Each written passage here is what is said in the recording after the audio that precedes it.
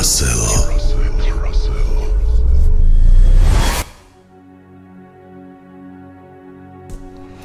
খুব হঠাৎ করেই ফিরে এলাম আপনাদের কাছে।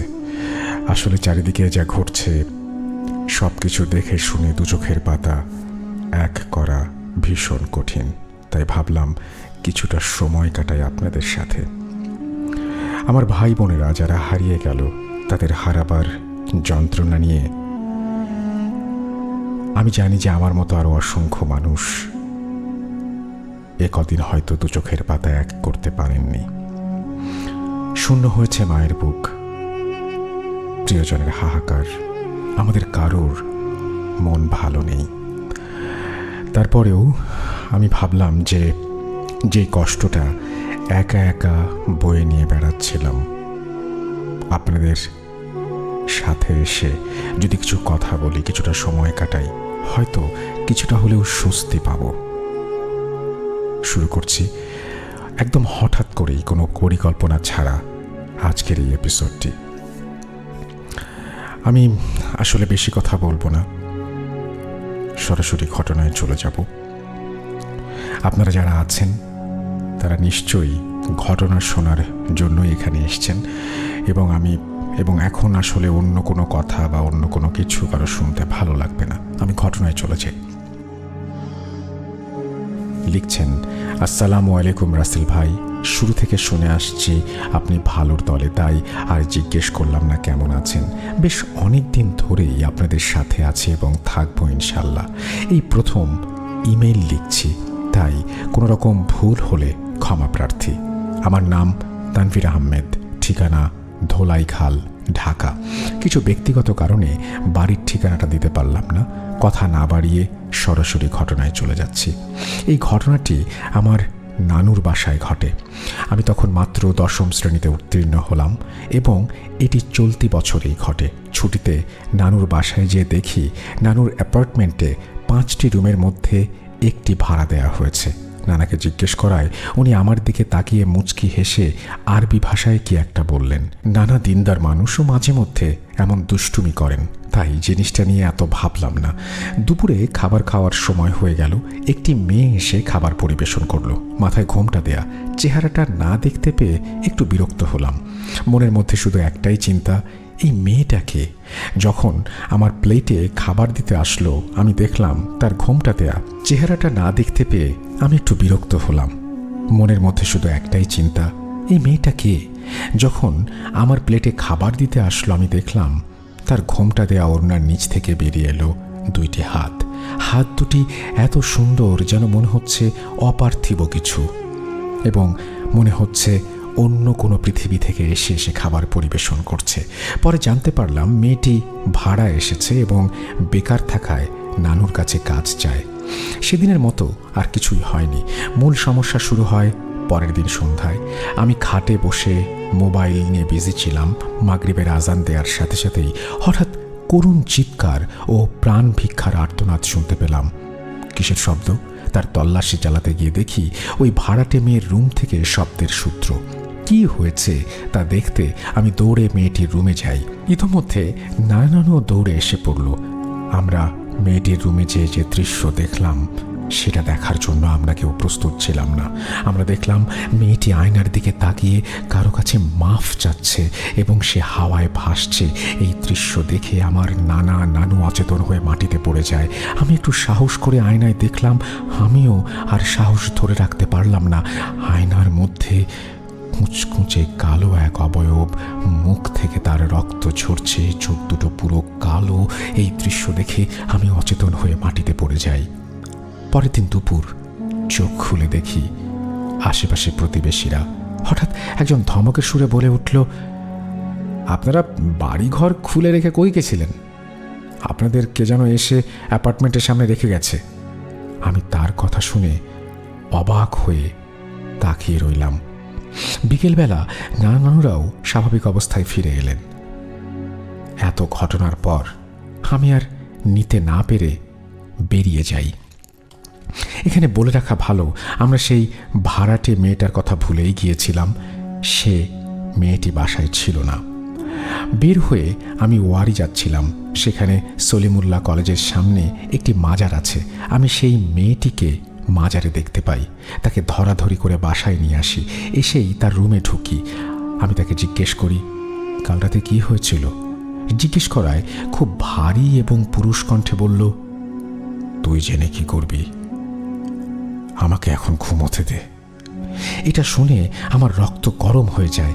কাজের মেয়ে আমাকে কিভাবে ধমক দিল! অনেক কষ্ট করে আমি নিজের ধৈর্য ধরে রেখেছিলাম। আমি মনে মনে ঠিক করে রেখেছিলাম সকাল হলেই নিজ বাড়ির উদ্দেশ্যে রওনা হব। রাতে সবাই কিছু না খেয়ে ঘুমিয়ে পড়ে। মাঝরাতে তখন বাজে প্রায় 3:45। আমার ঘুম ভেঙে যায়। কিছু খাইনি বলে খুব ক্ষুধা লাগে। ফ্রিজে কি আছে তা দেখতে আমি পাকঘরের দিকে যাই। শুনলাম কাজের মেয়েটির ঘর থেকে কেমন ফিস ফিস শব্দ আসছে। এত রাতে কার কথা বলার শব্দ হবে তা জানতে আমি তার ঘরে যাই। যে নক করলাম, দেখি কোনো সাড়া শব্দ নেই। দরজাটা খোলা। হালকা একটু খুলে দেখলাম মেয়েটি এক নজরে জানলা দিয়ে বাইরে আকাশের চাঁদের দিকে তাকিয়ে আছে। আমি বললাম, হ্যাঁ মেয়ে, এত রাতে কার সাথে কথা বলছো? আর বাইরে কি দেখছো বাইরে? আমি একটু ধমকের সুরেই বলেছিলাম, কারণ আমার তার ওপর রাগ ছিল। মেয়েটা আস্তে করে আমার দিকে তাকালো।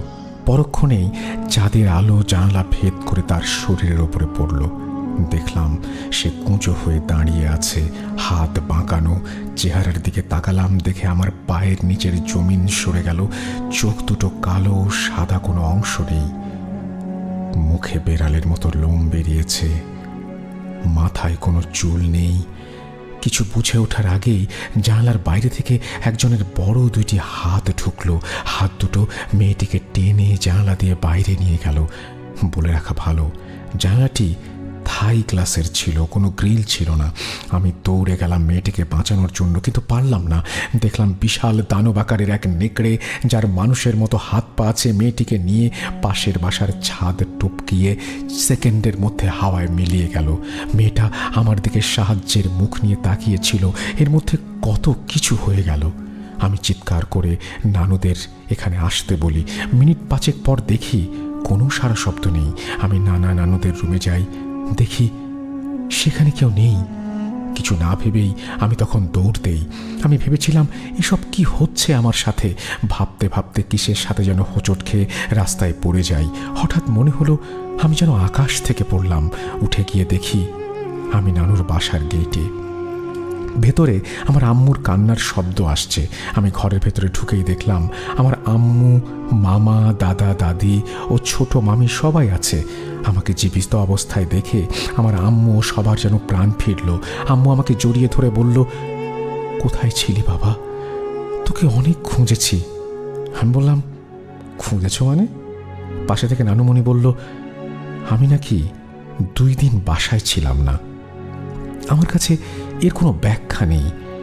আমি নানুর বাসায় থাকা সত্ত্বেও নাকি ছিলাম না। তাহলে কোথায় ছিলাম আমি? সবাই আমার জন্য দোয়া করবেন, যাতে যতদিন বেঁচে আছি ততদিন সুস্থ থাকতে পারি এবং ভূত.com-এর সাথে থাকতে পারি। লিসনারদের, বন্ধুদের শ্রদ্ধা জানাই রাসেল ভাইকে। আমি ঘটনা শেষ করছি এখানেই। এই বলে তিনি তার ঘটনা শেষ করেছেন। যে ঘটনাটি আপনারা শুনলাম এতক্ষণ, তার কোনো ব্যাখ্যা কি আমাদের কাছেও আছে? আমার কাছে নেই। যদি আপনাদের কাছে থাকে অবশ্যই জানাবেন। চলে যাচ্ছি পরবর্তী ঘটনায়।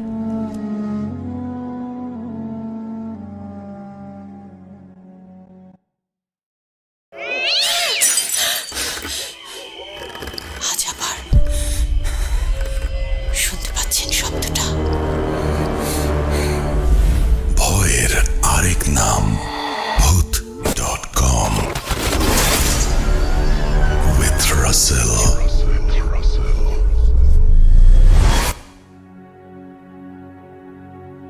Welcome back. আপনাদের সবাইকে আরও একবার স্বাগত জানাচ্ছি ভূত.com-এ। আমি সবসময় যে কথাটা বলি, এখনও বলবো যে মোর নাম এই বলে খ্যাত হোক। আমি তোমাদেরই লোক। আমি আপনাদের সাথে। আমি ভালোর দলে। আমি চলে যাচ্ছি ঘটনায়। আসসালামু আলাইকুম রাসেল ভাই, আশা করি আল্লাহর রহমতে ভালো আছেন। আমি আপনাদের সামান্য পরিচিত আসিফ, পাটগ্রাম হাতিবান্ধা থেকে। এই ঘটনা আমার এক ছোট ভাইয়ের থেকে সংগ্রহ করা। ভাইয়ের নাম আব্দুল্লাহ, ওর বাসা পাটগ্রামে। প্রিয় দর্শক শ্রোতা, আশা করি এই ঘটনাটি আপনাদের অত্যন্ত ভালো লাগবে। যাই হোক, আমি মূল ঘটনায় আসছি। 2008 সালে আব্দুল্লাহ ক্লাস 6-এ। সময়টা বর্ষাকাল। কোনো এক দুপুরে ওর বাসায় খবর এসেছিল। খবরটা শুনে ওর মা বাবা তড়িঘড়ি করে রওনা হয়েছিল ভোটমারির উদ্দেশ্যে। সেখান থেকে বাবুরহাট, কারণ আব্দুল্লাহর দাদা অসুস্থ। এখানে বলে রাখা ভালো যে ওর দাদার বাড়ি কালীগঞ্জ উপজেলার বাবুরহাট নামক জায়গায়। দুপুরবেলা আনুমানিক 1টার দিকে বাসা থেকে বের হয়েছিল আব্দুল্লাহর বাবা মা। পাটগ্রাম বাস স্টেশনে এসে বাসে উঠে চলে এসেছিল ভোটমারিতে। সেখানে নেমে ভ্যানে করে পৌঁছেছিল দাদুর বাড়িতে।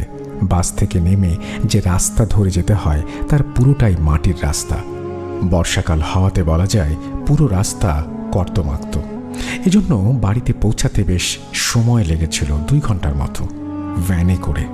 সময় আনুমানিক 3:30 হবে। বেশ কিছু সময় অতিবাহিত হওয়ার পর বাড়ি থেকে কল করে জানিয়েছিল আব্দুল্লাহকে যে ওর দাদা মোটামুটি ভালো, কিন্তু এর কিছুক্ষণ পর খবর পেয়েছিল ওর দাদা আর নেই, পরলোক গমন করেছে। আব্দুল্লাহ তৎক্ষণাৎ আর দেরি না করে দুঃখ ভারাক্রান্ত মন নিয়ে ওর বাড়ির পাশের এক মসজিদের এক ইমাম সাহেবের সাথে রওনা হয়েছিল দাদার বাড়ির উদ্দেশ্যে। সময় তখন 7:30। রাত ও গ্রামের ব্যাপার, তাই বাস থেকে যেখানে নেমেছিল সেখান থেকে দাদার বাড়িতে যাওয়ার জন্য কোনো গাড়ি পাওয়া যাচ্ছিল না। আব্দুল্লাহ আর পরিচিত সেই ইমাম সাহেবের কাছে হ্যান্ডসেট থাকাতে আব্দুল্লাহর ছোট চাচাকে কল করে বলেছিল সেখানে থাকতে, কারণ উনি এসে তাদেরকে নিয়ে যাবেন মোটরসাইকেলে করে। মোটরসাইকেল হওয়াতে দ্রুতই চলে এসেছিল, কিন্তু রাস্তা খারাপ ও মোটরসাইকেলের কন্ডিশন অনুযায়ী ওর চাচা দুজনের একজনকে নিয়ে যেতে পারবে বলে জানিয়েছিল। তাই আব্দুল্লাহকে রেখে সেখানে আবার ফিরে আসবে অপেক্ষা করতে বলে ইমাম সাহেবকে নিয়ে রওনা হয়েছিল বাড়ির উদ্দেশ্যে। এদিকে আব্দুল্লাহ যেটা করেছিল, নির্জন এলাকাতে অস্বস্তি বোধ করাতে একাই হাঁটতে শুরু করেছিল দাদার বাড়ির উদ্দেশ্যে। সে দাঁড়িয়েছিল একটা দোকানের টিনের চালার নিচে। গুড়ি গুড়ি বৃষ্টি উপেক্ষা করে ভিজতে ভিজতে চলছিল সে। এখানে আর একটা ব্যাপার, সেটা হচ্ছে সে তার দাদাকে খুব ভালোবাসত। দাদার মৃত্যুর কথায় খুব বিষণ্ণ হয়ে পড়েছিল। দাদাকে শেষ দেখাটা দেখার জন্য মন ব্যাকুল ছিল, তাই চাচার অপেক্ষা না করে হাঁটতে শুরু করেছিল। ওর দাদুর বাড়িতে যেতে 3টা বড় বড় বাঁশ ঝাড়। জায়গাটা এমন যেখানে বাড়ি তো বাড়ি, আর যেখানে নেই অনেক দূর অবধি শুধুই ক্ষেত। ও কিছু দূর যেতে একটা গ্রামের মোড় পায়। অন্ধকার রাত, একটু পর পর আকাশে বিদ্যুৎ চমকাচ্ছে। আব্দুল্লাহ সে মোড়ে যেতে দেখতে পেয়েছিল একজন সাদা আলখাল্লা ধরনের কাপড় পরিহিত বৃদ্ধ দাঁড়িয়ে আছে। লোকটির দাড়ি ছিল লম্বা। বিদ্যুতের আলোতে বৃদ্ধের মুখটা স্পষ্ট দেখা যাচ্ছিল না। বৃদ্ধকে পাশ কাটিয়ে যেতে লোকটি জিজ্ঞেস করেছিল, কোথায় যাচ্ছ? আব্দুল্লাহ জবাব দিয়েছিল, আমার দাদার বাড়িতে। এটা শুনে সেই বৃদ্ধ লোকটি বলেছিল, আমিও যাচ্ছি সেখানেই। বলেছিল, চলো একসাথে যাই। এরপর দুজনে চলেছিল, কিন্তু লোকটি হাঁটছিল আব্দুল্লাহর সামনে সামনে। পাশাপাশি হতে পারছিল না আব্দুল্লাহ। এভাবে সামান্য কিছু দূর যেতে প্রথম বাঁশঝাড়। সেখানে আসতে দেখতে পেয়েছিল বাঁশঝাড়ের সবগুলো বাঁশ মাটির সাথে রাস্তার ওপর শুয়ে পড়া অবস্থায়। সেই বৃদ্ধ লোকটি আব্দুল্লাহকে বলেছিল, দাঁড়াও। আব্দুল্লাহ দাঁড়িয়ে যায়। ও দেখতে ও শুনতে পেয়েছিল যে বৃদ্ধ লোকটি কি যেন বলছিল, আর সাথে সাথেই শুয়ে পড়া বাঁশগুলো স্বাভাবিক হয়ে উঠছিল, অর্থাৎ আগের মতো দাঁড়িয়ে গিয়েছিল। একটা কথা যে আব্দুল্লাহ এর পরেও এমন অস্বাভাবিক পরিস্থিতিতে পড়েছিল অন্য একটা ঘটনাতে ওর জীবনে, কিন্তু এমন অবস্থায় ওর মন পুরোপুরি ঠিক থাকে না। কি হচ্ছে তা তার মাথায় আসে না। সে বুঝতে পারে না যে এটা একটা অস্বাভাবিক ঘটনা ঘটল, সেটাই বোঝাতে চেয়েছেন। সে বাঁশঝাড় পার হওয়াতে দেখতে পায় দাদার বাড়ি থেকে 100 মিটার দূরত্বে তার অবস্থান। দেখা যাচ্ছিল বাড়িটা আবছা আবছা। ভাবনার বিষয় হলো, যেখানে ভ্যানে সময় লাগে প্রায় 2 ঘন্টা, সেখানে তারও বেশি সময় লাগার কথা হেঁটে যেতে, অথচ তার ধারণা 30 মিনিটও লাগেনি। যখন দেখতে পেয়েছিল তার দাদার বাড়ি, আর কিছু চিন্তা না করে দৌড়ে চলে গিয়েছিল বাড়ির ভেতরে, আর ওর বাবাকে দেখে জড়িয়ে ধরে কান্না করছিল। এখানে ভয় না, দাদার প্রতি আবেগপ্রবণ হয়ে দৌড়িয়েছিল। এরপর দাদার শেষ কাজ সম্পন্ন করে সকালে ওর চাচা জানতে চেয়েছিল কিভাবে এত তাড়াতাড়ি আসা সম্ভব হয়েছিল, এবং এটাও বলেছিল যে সে আবদুল্লাহকে আনতে গিয়েছিল। আবদুল্লাহ রাতের কথা যতদূর মনে করতে পারল তা প্রকাশ করল। ওর কথা শুনে রীতিমতো অবাক হবার মতো অবস্থা। আশ্চর্যজনক এবং রহস্যময় একটা ঘটনা ঘটে গেছে। এরপর 2 বছর কেটে গেছে। সাল 2010। আবদুল্লাহ সাক্ষী হয় আরও একটি ঘটনার। ওর 4-5 জন বন্ধু সহ পেয়ারা পাড়ছিল। সে গাছের নিচে বাঁশের তৈরি বেড়া ছিল, যেটার উপরের দিকে বের হয়ে যাওয়া বাঁশের মোটা পাতির বা বাতার মাথাগুলো ছিল বেশ সূচালো। কেউ যদি গাছ থেকে সেটার উপরে পড়ে তাহলে সেখানে গেঁথে যাওয়ার আশঙ্কা থাকে বা জখম হবার। পেয়ারা পাড়তে সে বেশ উঁচু ডালে উঠেছিল এবং সেখান থেকে কোনো কারণ ছাড়াই সে নিচে পড়ে যায়। মুহূর্তের মধ্যে সবাই আতঙ্কিত হয়ে ওঠে, কিন্তু আশ্চর্যজনকভাবে কোনো আঘাত পাওয়া ছাড়াই সে মাটিতে এসে পড়ে। পরবর্তীতে ওর কাছ থেকে জানতে পারা গিয়েছিল যে সে যখন পড়ছিল তখন সেটা উপলব্ধি করেছিল কেউ একজন তাকে 2 হাতে শূন্যে ধরে তারপরে নিচে নামিয়ে নিয়ে আসে। এমন যে কোনো বড় মানুষ কোনো বাচ্চাকে 2 হাতে করে নিচে নামিয়ে নিয়ে আসলো। আবদুল্লাহ কোনো কিছুর উপস্থিতি টের পেয়েছিল গাছ থেকে পড়ার মুহূর্তে। এমন না হলে ঘটনা হয়তো খুবই খারাপ হতে পারত। 2014-15 আবদুল্লাহ তখন বগুড়ায় পড়াশোনার সুবাদে একটি মেসে থাকত। মেসের পরিবেশটা ছিল প্রায় একটা ফুটবল স্টেডিয়ামের সমতুল্য। সেটার ফটক দিয়ে প্রবেশ করে ভেতরে আরও একটা ফটক দিয়ে ঢুকতে হয় মেসের সীমানার ভেতর। এরপর আরও একটা ফটক দিয়ে ঢুকতে হয় ওর মেসে। মূলত ওটা একটা বাসা ছিল। মেসের সামনে একটা বড় আম গাছ, মেসের পেছনে বেলগাছ, যেটার ডালপালা মেসের টিনের চালার ওপর পড়েছিল। শ্যাওলা পরগাছায় পুরো দেয়ালটাই পুরনো, জরাজীর্ণ। মেসের যে রুমে থাকতো আবদুল্লাহ, সে রুমের একটা জানালার পাশে ওর বিছানা। সে জানালার ধারে বেলগাছ। ঘটনা শুনতে এটাও জানতে পারা যায় যে এর আগে অনেকে এই মেসে টিকতে পারেনি, কারণ এখানে প্যারানর্মাল অ্যাক্টিভিটি টের পাওয়া গিয়েছিল। এরকম অস্বাভাবিক পরিস্থিতিতে পড়তে হয়েছিল তাদেরকেও।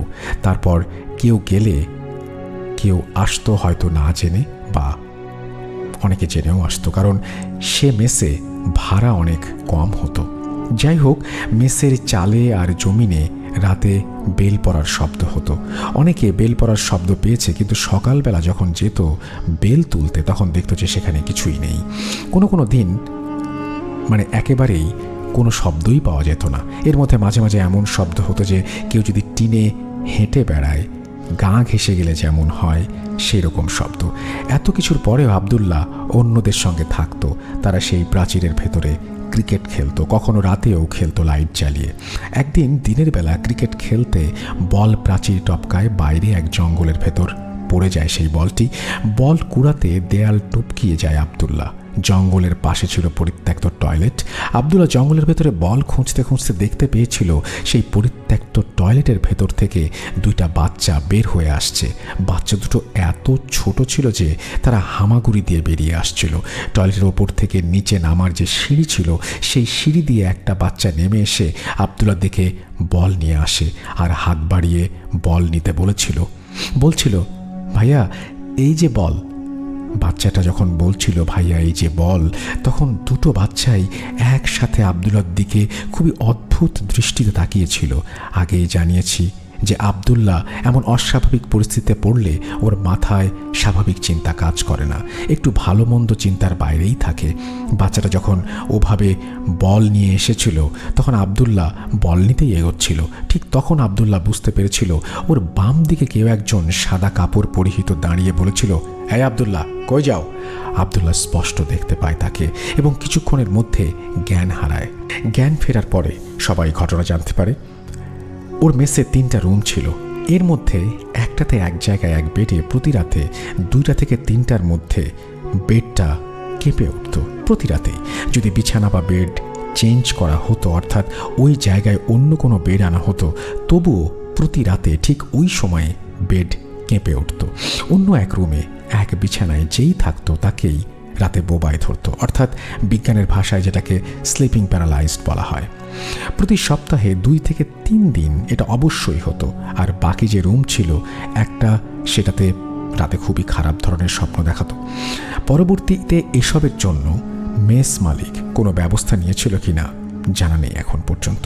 মেসে থাকাকালীন সময়ে আবদুল্লাহ একবার বাসা পাটগ্রামের উদ্দেশ্যে বগুড়া রেল স্টেশন থেকে ট্রেনে উঠেছিল। লোকাল ট্রেন রাত 8টায় ছাড়ার কথা। ট্রেনে উঠে ট্রেনের শেষের দিকে দ্বিতীয় কামরায় বসে সে। অল্প কিছু লোক জায়গায় জায়গায় নামতে নামতে একসময় ট্রেনের সেই কামরা পুরোটাই ফাঁকা হয়ে যায়। জায়গাটা হলো লালমনিরহাট স্টেশন। আবদুল্লাহ ফাঁকা কামরায় থাকতে না চেয়ে সে ভাবল, মানুষ যে কামরায় আছে সেই কামরায় গিয়ে উঠি। তো সে উঠল প্রথম বগিতে। সেই বগিতে কিছু লোক ছিল, তারাও সব নেমে যাওয়াতে রইসবাগ নামক একটি জায়গায় ট্রেন আসলে সেই বগিটাও ফাঁকা হয়ে যায়। সে বসেছিল যেদিকে, মুখ করে সেদিকে শেষের দিকে লক্ষ্য করেছিল হঠাৎ কিছু লোকের উপস্থিতি, কিছু লোকের সরগম। কিন্তু লোক থাকার কথাই নেই, কারণ চলন্ত ট্রেন কিছু দূর যাবার পরে যে গতি ওঠায় সেখানে নতুন করে কোনো লোক ওঠা অসম্ভব।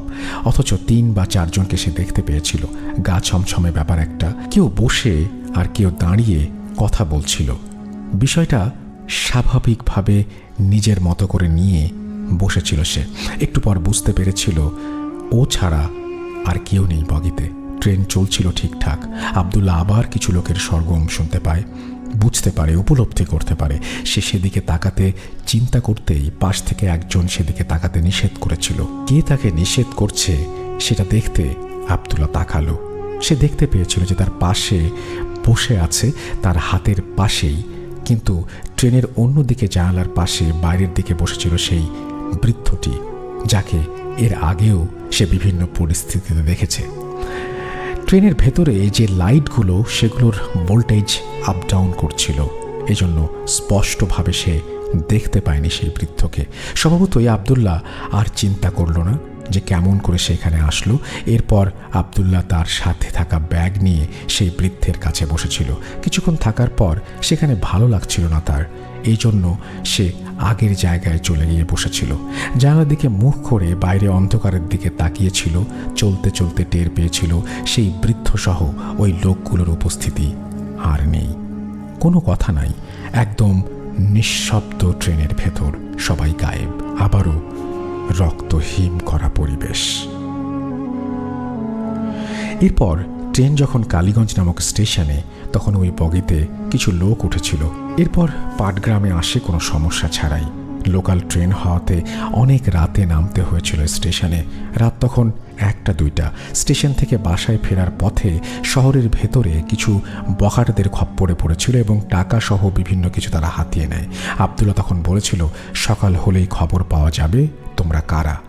ওর এই কথায় ওই দলের একজন আবদুল্লাহর চেহারায় আলো জ্বালাতেই চিনতে পারে এবং ওকে ছেড়ে দেয় এবং যা নিয়েছিল তা ফিরিয়ে দেয়। এরপর সে বাসায় ফেরে আর কোনো সমস্যা ছাড়াই। এই ছিল ঘটনা, যে ঘটনাটির প্রতিটি অস্বাভাবিক পরিস্থিতিতে কেউ না কেউ এসে, অথবা কেউ একজন এসে বিপদ থেকে উদ্ধার করেছিল। আসলে কে ছিল সেই বৃদ্ধ, এটাই প্রশ্ন। কোনো ফেরেশতা নাকি ভালো কোনো জিন যে আবদুল্লাহর জন্য এসেছিল? আবদুল্লাহ ওর দাদাকে খুব ভালোবাসতো, এই জন্য হয়তো আধ্যাত্মিক কোনো ব্যাপার ছিল। ওর দাদাকে ভালোবাসার বিপরীতে আল্লাহর আদেশে আবদুল্লাহ এখনও মাঝে মধ্যে বড় কোনো বিপদে পড়লে সেখান থেকে রক্ষা পায়। সবার সুস্থতা কামনা করি। ইনশাল্লাহ আবারও ঘটনা পেশ করব। ঘটনা প্রস্তুত আছে। আসসালামু আলাইকুম। পাটগ্রাম হাতিবান্ধা থেকে পাঠিয়েছেন Asif. Thank you so much Asif, আপনাকে আপনার ঘটনা পাঠানোর জন্য। আশা করছি এই ঘটনাটি আপনাদেরও ভালো লেগেছে। যদি ভালো লাগে অবশ্যই আমাদের জানাবেন। আমরা চলে যাব আমাদের পরবর্তী ঘটনায়। তবে এই ঘটনায় যাবার আগে একটু বলে রাখি, এতক্ষণ পর্যন্ত যে ঘটনাগুলো শুনলেন সবগুলো ঘটনাই ছিল ব্র্যান্ড নিউ। এরপরে আমরা যাব এমন একটি ঘটনায়, যে ঘটনাটি হয়তো খুবই জনপ্রিয়, কিন্তু কোনো না কোনো কারণে হয়তো আপনি মিস করে ফেলতে পারেন বা আবারও শুনতে চান। সেরকম একটা ঘটনায় নিয়ে যাচ্ছে আপনাদেরকে। সেই ঘটনার হাত ধরে চলুন আবারও হারিয়ে যাই ভয়ের রাজ্যে। তার আগে আমি বিদায় নিচ্ছি আপনাদের কাছ থেকে। আল্লাহ হাফেজ।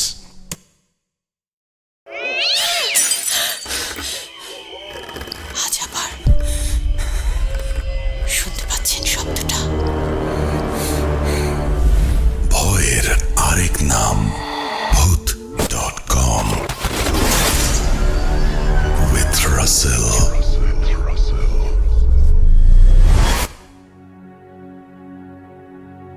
আশা করছি আপনারা সবাই ভালো আছেন, ভালোর দলে আছেন। আমিও ভালো আছি, ভালোর দলে আছি। চলে যাচ্ছি আমাদের পরবর্তী ঘটনায়। আসসালামু আলাইকুম রাসেল ভাই, আশা করি ভালো আছেন, কারণ আমি জানি আপনি ভালোর দলে। আজকের ঘটনাটি আমার নানির সাথে ঘটে যাওয়া ঘটনা। ভালো লাগলে পড়ে শোনাবেন। নানিজানের তখন নতুন বিয়ে হয়েছে। পাশের গ্রামে এক চৈত্র মাসে নানিজানের ছোট ভাই তাকে নিতে আসলো। তার ভাই তার ওখানেই একদিন থাকলো। যাবার সময় সে বলল, বুবু, অনেক দিন হয়েছে, বাড়ি যাও না, আজ তোমারে নিয়ে যাবো। তার কথা নানিজান ফেলতে পারেননি। রেডি হতে সব কিছু গোছগাছ করতে সময় লাগলো। তারা শেষ বিকেলে রওনা দিল। যেহেতু পাশের গ্রামেই বাড়ি, তাই বেশি সময় লাগতো না সেই সময়। তখন যোগাযোগ ব্যবস্থা যদিও বেশি ভালো ছিল না। মেঠো পথে হেঁটে হেঁটে ভাই বোন বাড়ির দিকে রওনা হলো। পথের ধারে এক জায়গায় ছিল একটা ফুলের গাছ। সেখানটা খুব ভয়ানক একটা জায়গা ছিল। দিনের বেলায়ও মানুষ হেঁটে যেতে পারত না। যারাই যেত তাদের সাথে ভয়ানক কিছু না কিছু ঘটতই। নানিজান আর তার ভাই যখন সেই জায়গার কাছ থেকে যাচ্ছে, তখন প্রায় সন্ধ্যা। এমন সময় কিছু দূরে তারা দেখল সাদা শাড়ি পরা কোনো একটা অবয়ব দাঁড়িয়ে আছে। অবয়বটা যেন কয়েক হাত ওপরে ভাসছে। সন্ধ্যার আবছা অন্ধকারে তার পরনের শাড়ি থেকে যেন তীব্র সাদা আলো চারিদিকে ছড়িয়ে যাচ্ছে। নানিজান আর ভাই যত এগোচ্ছে ততই অবয়বটা বড় হচ্ছে। একসময় এত বড় হয়েছে যে পাশের তাল গাছে তার মাথা ঠেকেছে। তার চেহারা দেখা গেল না। নানিজান বুঝতে পারল এটা কি, কিন্তু তার ভাইকে কিছু বুঝতে দিল না। একটা সময় রাস্তা থেকে না গিয়ে তারা পাশের ধান ক্ষেতের আইল ধরে বাড়ির দিকে এগোচ্ছে। একটা সময় নানিজান পেছন ফিরে যা দেখল, তা দেখে তার বুক আঁতকে উঠল। অবয়বটা আরো লম্বা হয়েছে।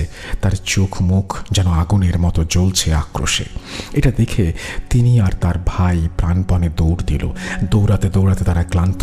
জমির আইল ধরে যখন বাড়ির কাছে তারা আসলো, সর্বশক্তি দিয়ে সবাইকে ডাকতে শুরু করলো। পেছনে সেই অবয়বটা প্রবল আক্রোশে তখনও এগিয়ে আসছে। বাড়ির লোকজন তাদের ডাক শুনে ভাবল তারা হয়তো ডাকাতের হাতে পড়েছে। গ্রামে তখন ডাকাতের আতঙ্ক। বাড়ির লোকজন যখন আসলো, তারাও সাদা শাড়ি পরা অবয়বটাকে দেখে ভয় পেল। একটা সময় অবয়বটা আস্তে আস্তে যেন হাওয়ায় মিলিয়ে গেল। নানিজান ও তার ভাই সবাইকে ধরে বাড়িতে নিয়ে আসলো। ঘটনাটি এখানে শেষ হলে পারত, কিন্তু সেই ঘটনার প্রায় 30 বছর পরের ঘটনা। নানিজান আর তার ভাইয়ের সাথে ঘটে যাওয়া ঘটনাটির পর আমার নানিজান, আমার মা, আমার মামাকে নিয়ে শহরে আসলো। এরপর আমার মায়ের বিয়ে হয়। আমরা পৃথিবীতে ভূমিষ্ঠ হই, বড় হই, আর নানিজান বৃদ্ধ হন। আমরা, আমার পরিবার আর নানিজানরা পাশাপাশি থাকতাম। আবার সেই এক চৈত্র মাসে কোনো একদিন প্রচণ্ড গরম। আমার মামা রাত করে বাসায় আসাতে তিনি বারান্দায় দাঁড়িয়ে তার জন্য অপেক্ষা করত।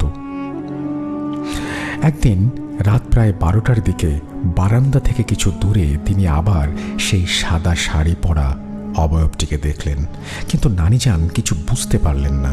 তিনি উঠে সামনে এগোতেই অবয়বটা বড় হতে থাকে। তার বুঝতে বাকি রইল না এটা সেই সাদা শাড়ি পরা অবয়বটি। কিছুক্ষণ পর মামা আসলে সেও জিনিসটা দেখতে পান এবং নানিকে তাড়াতাড়ি বাসায় ঢুকতে বলেন। এরপর রাতে বারান্দায় আর বসত না নানি। মামাও রাত করত না। তারপর আর তেমন কিছু ঘটেনি।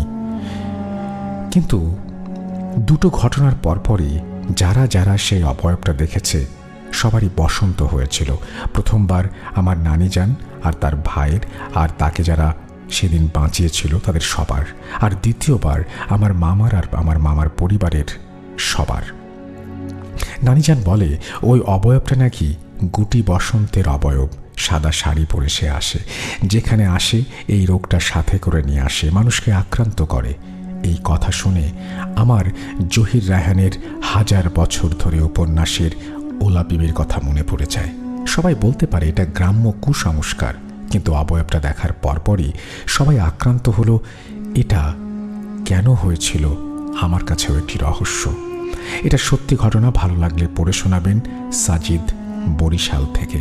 এই বলে তিনি তার ঘটনা শেষ করেছেন। আশা করছি এই ঘটনাটি আপনাদের ভালো লেগেছে। যদি ভালো লাগে অবশ্যই আমাদের জানাবেন, যদি ভালো না লাগে তাও আমাদের জানাবেন। আমরা চলে যাব আমাদের পরবর্তী ঘটনায়।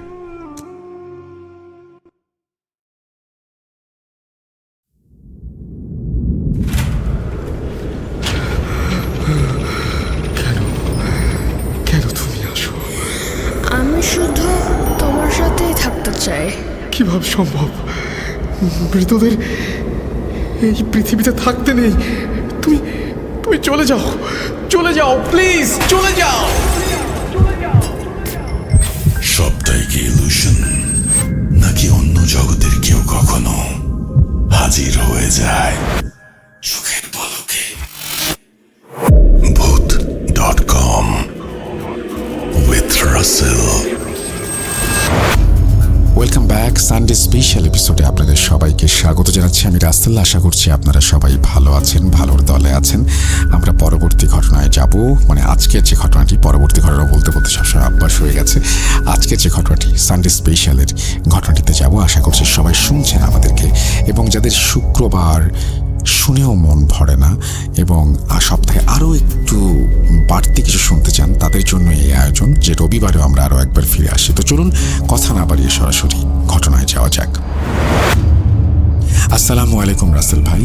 আমরা ভালো আছি, আশা করছি আপনিও ভালো আছেন। ওয়ালাইকুম সালাম। এবং তিনি বলেছেন কারণ আপনি সবসময় ভালোর দলেই। আজকের ঘটনাটি দুইজন মিলে লিখছি। আমার নাম রফিক উদ্দিন, আমার বাসা বর্তমানে সৌদি আরবে। আমার নাম দিদার ইসলাম রৌদ্র, আমার বাসা ফরিদপুর বাগপুরা গ্রামে, থাকি সৌদি আরবে। আমরা দুজনেই আপনার অনেক বড় ভক্ত আসলে। তারপরে তিনি অনেক কথাই বলছেন। যাই হোক, আমরা সরাসরি ঘটনায় চলে যাব। রফিক বলছেন, আমি রফিক। সেই দিনটা ছিল শনিবার, সালটা ছিল 2014। আমি একজন ড্রাইভার ছিলাম, গাড়ি চালাতাম প্রতিদিনের মতো। ওই দিন আমি 10টা থেকে 10:30টার মধ্যে বাসায় আসলাম। বাসায় এসে ফ্রেশ হলাম, রাতের খাবার শেষ করলাম। ঘুমাতে ঘুমাতে প্রায় 12:30 বেজে গেছে, তখনও ঘুম আসছিল না। তারপর মনে মনে ভাবলাম একটু বাইরে থেকে ঘুরে আসি। সেই উদ্দেশ্যে আমি ঘর থেকে বের হলাম। তো মাঝে মাঝেই মন খারাপ থাকলে, ভালো না লাগলে ঘুম আসে না। আসলে রাত্রে বাসা থেকে বের হয়ে আমাদের একটি পুরনো পুকুর পাড় আছে আমাদের বাসার দক্ষিণ সাইডে, ওইখানে গিয়ে বসতাম, আড্ডা দিতাম। তো আজকেও ওইখানে গিয়ে বসলাম, যেহেতু অনেক রাত ছিল। কেউ কোনো মানুষ থাকার কথা না, আমি একাই ছিলাম। তো বসার পরে হঠাৎ করে একটা গরম বাতাস আমার শরীরে এসে লাগলো এবং আমি শিউরে উঠলাম। তো বলে রাখা ভালো, আমি একজন গাড়ির চালক ছিলাম, অনেক রাত্রে গাড়ি চালাতাম, ওরকম একটা ভয় পেতাম না। কিন্তু শরীরে যখন বাতাসটা লাগলো, আমি নিজেই এদিক ওদিক তাকালাম, কোনো জায়গায় বাতাস নাই। হঠাৎ আমার শরীরে কেন বাতাস এসে লাগবে? আমি ভয় পেয়ে যাই। আসলে ভালো করে বলতে গেলে যেটা হয়েছে সেটা হচ্ছে আমার ভেতরে একটা ভয় ঢুকে যায়, মাথায় একটা জিনিস ঘুরপাক খাচ্ছে। আমি বাসায় যাব কখন, বাসায় যাব, পুরো শরীরটা আমার ঘেমে যাচ্ছে। ভয়ে মনে হচ্ছে এই বুঝি কেউ এসে আমাকে ধরলো, বুঝি কারো ছায়া আমি এখন দেখতে পাবো। তাই তখন মনের ভেতর এরকম একটা ভয় জাগলো যে আশেপাশে কোনো মানুষ নেই, নীরব হালকা চাঁদের আলো ছিল। আমার মাথায় একটা চিন্তা আসলো, মুরব্বীরা বলতো যদি কোনো খারাপ আবহাওয়া উপলব্ধি করতে পারি বা পেছনে কিছু দেখতে পারি, তাহলে যেন ঘুরে না তাকাই পেছনে। কিন্তু তারপরেও আমি পেছন ঘুরে তাকাই এবং যা দেখি সেটা দেখার জন্য আমি একেবারেই প্রস্তুত ছিলাম না। আমি দেখলাম সাদা কাফনের কাপড় পরা দুইটা হাত, লম্বা, অনেক লম্বা সেই হাতগুলো, এবং তার চোখও দেখা যাচ্ছে অনেকটা বড় বড়, এবং সে আমাকে হাত ইশারা করে ডাকছে। অর্থাৎ একটা কাফনে পরা মানুষ সে হাত ইশারায় ডাকছে। আমার মাথায় তখন কোনো কিছু কাজ করছিল না, অবশ হয়ে যাচ্ছিল আমার পুরো শরীর। মনে হচ্ছিল এই মুহূর্তে আমি জ্ঞান হারাবো। সাহস করে অনেক দোয়া পড়ে, যেহেতু আমি গাড়ি চালাতাম, আমি মাঝে মাঝে সিগারেট খেতাম, তাই আমার কাছে সিগারেট এবং লাইটার ছিল। আমি লাইটারটা জ্বালিয়ে দেখি ও চলে যায় কিনা, কিন্তু লাইটারটা বের করার সাথে সাথে আমার হাত থেকে পড়ে যায়। যেহেতু পুকুর পাড়ে সিঁড়িটা ছিল, তাই একটা কোনা লাইটারের ভেঙে যায়, আর সেটা জ্বলে না। কি করব কিছুই বুঝতে পারছিলাম না। আমি একটা দৌড় দিয়ে বাসায় যাব এরকম একটা কিছু ভাবছি, কিন্তু দৌড় শুরুও করলাম, কিন্তু মনে হচ্ছে ও পেছন থেকে এখনই আমাকে টেনে ধরবে, আমাকে ধরে ফেলবে। একটা সময় আমার অজ্ঞান হয়ে যাওয়ার মতো অবস্থা। হঠাৎ করে জোরে তুফানের মতো একটা বাতাস এসে মনে হচ্ছে আমাকে ওইখান থেকে উড়িয়ে পুকুরের মাঝখানে এসে ফেলে দেয়। আমি কোনো রকমের দোয়া দুরুদ পড়ে নিজেকে কন্ট্রোল করার চেষ্টা করলাম।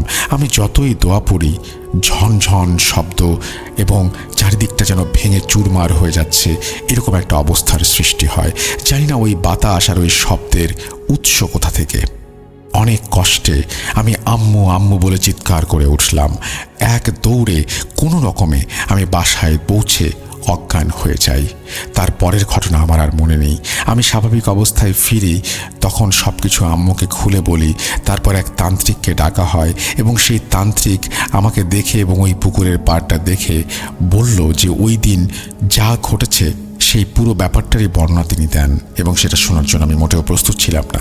তান্ত্রিক বলল ওই পুকুর পাড়ে নাকি একটি জিন আছে, সে নাকি আমাকে অনেক আগে থেকেই ফলো করত, অনেক ঘটনা বলে সে, এবং সেই ঘটনাগুলো তিনি এখানে উল্লেখ করেন। এবং তিনি বলেন যে তারপরে তাবিজ পড়া এবং পানি দেওয়া হয়। বলতে ভুলে গেছি রাসেল ভাই, আমার শরীরে অনেক জ্বর ছিল এবং জ্বর কোনোভাবেই কমছিল না। পরে আমাকে দোয়া দুরুদ পড়ে ঝাড়ফুঁক করা হয়, তারপরে আমি সুস্থ হই। যাই হোক, ঘটনাটি একটু অগোছালো এবং অগোছালোভাবেই লেখা, কিন্তু ঘটনাটি আমি বুঝতে পেরেছি যে আপনি ড্রাইভার একজন এবং আপনার ভেতরে ভয় ডর নাই, কারণ আপনি বিভিন্ন সময় গাড়ি চালিয়ে অভ্যস্ত এবং রাস্তায় হয়তো অনেক কিছু দেখেও অভ্যস্ত। কিন্তু সেই দিন আপনি হঠাৎ করে অনুভব করলেন যখন সেই অবয়বটিকে, এবং হঠাৎ করে যে আবহাওয়ার পরিবর্তন এবং মুরব্বীদের কথা না শুনে পেছনে ঘুরে তাকানো, এবং তারপরে আবার যখন আপনি বুঝতে পারলেন যে আপনি এই খপ্পর থেকে কোনোভাবে বাঁচতে পারবেন না, প্রাণপণে ছুট লাগালেন বাসার দিকে এবং বাসায় গিয়ে অজ্ঞান হয়ে যান। তারপরে তান্ত্রিককে ডাকা হয় এবং সেই তান্ত্রিক আপনার পরিবারকে সব ঘটনা খুলে বলে। তখন আপনি উপলব্ধি করতে পারেন আসলে কি ঘটেছিল। থ্যাংক ইউ ভেরি মাচ আপনার ঘটনার জন্য। এরপরে আমি চাইবো যারা ঘটনা পাঠাচ্ছেন একটু যদি গুছিয়ে লেখেন আমাদের জন্য সুবিধা হয়। আমরা চলে যাব আমাদের পরবর্তী ঘটনায়।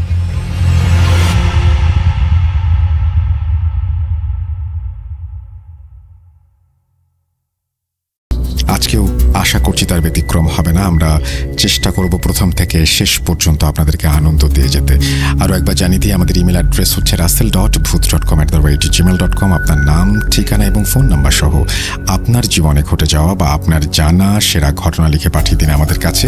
ঘটনার শুরুতে অবশ্যই উল্লেখ করুন যে ঘটনাটি আপনি স্টুডিওতে এসে শেয়ার করতে চান, নাকি আপনি চান আপনার ঘটনা আমরা পড়ে শোনাই। যারা দেশের বাইরে রয়েছেন তারা সরাসরি অডিও ক্লিপ পাঠাতে পারেন বা লিখেও পাঠাতে পারেন ঘটনা। আমরা যেটা করব এখন, আমরা সরাসরি ঘটনায় চলে যাব। আমাদের সাথেই থাকুন। যেভাবে লেখা আছে আমি সেভাবেই শুরু করছি। সমাপ্ত শব্দের অর্থ হচ্ছে শেষ হওয়া, তবে অনেক ক্ষেত্রে এই সমাপ্ত মানে শেষ হয়ে যাওয়া নয়। অনেক ক্ষেত্রে এই সমাপ্ত মানে হচ্ছে কোনো বিষয়ের আবার নতুন করে সূচনা হওয়া। অনেক ক্ষেত্রে সমাপ্ত থেকে কিছু কিছু বিষয়ের নতুন সূচনা ঘটে। কি সেই নতুন সূচনা? কেনই বা ঘটল সমাপ্ত থেকে নতুন কিছুর সূচনা?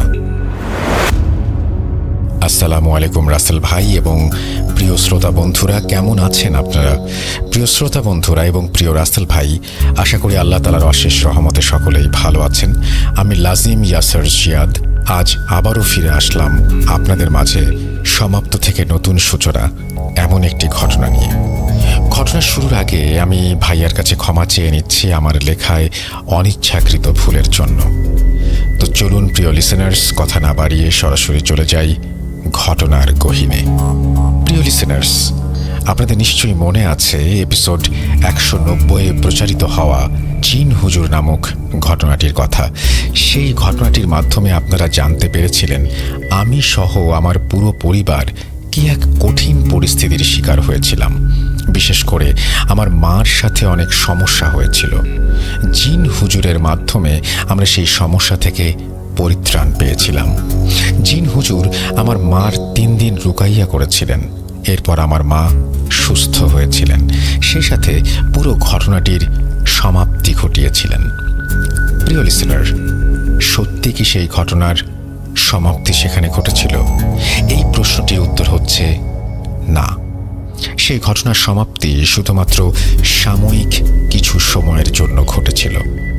তবে আমি গত ঘটনা শেষে কেন বললাম যে জিন হুজুরের রুকাইয়া করার পর আমাদের সাথে ঘটে যাওয়া ঘটনার সমাপ্তি ঘটেছিল?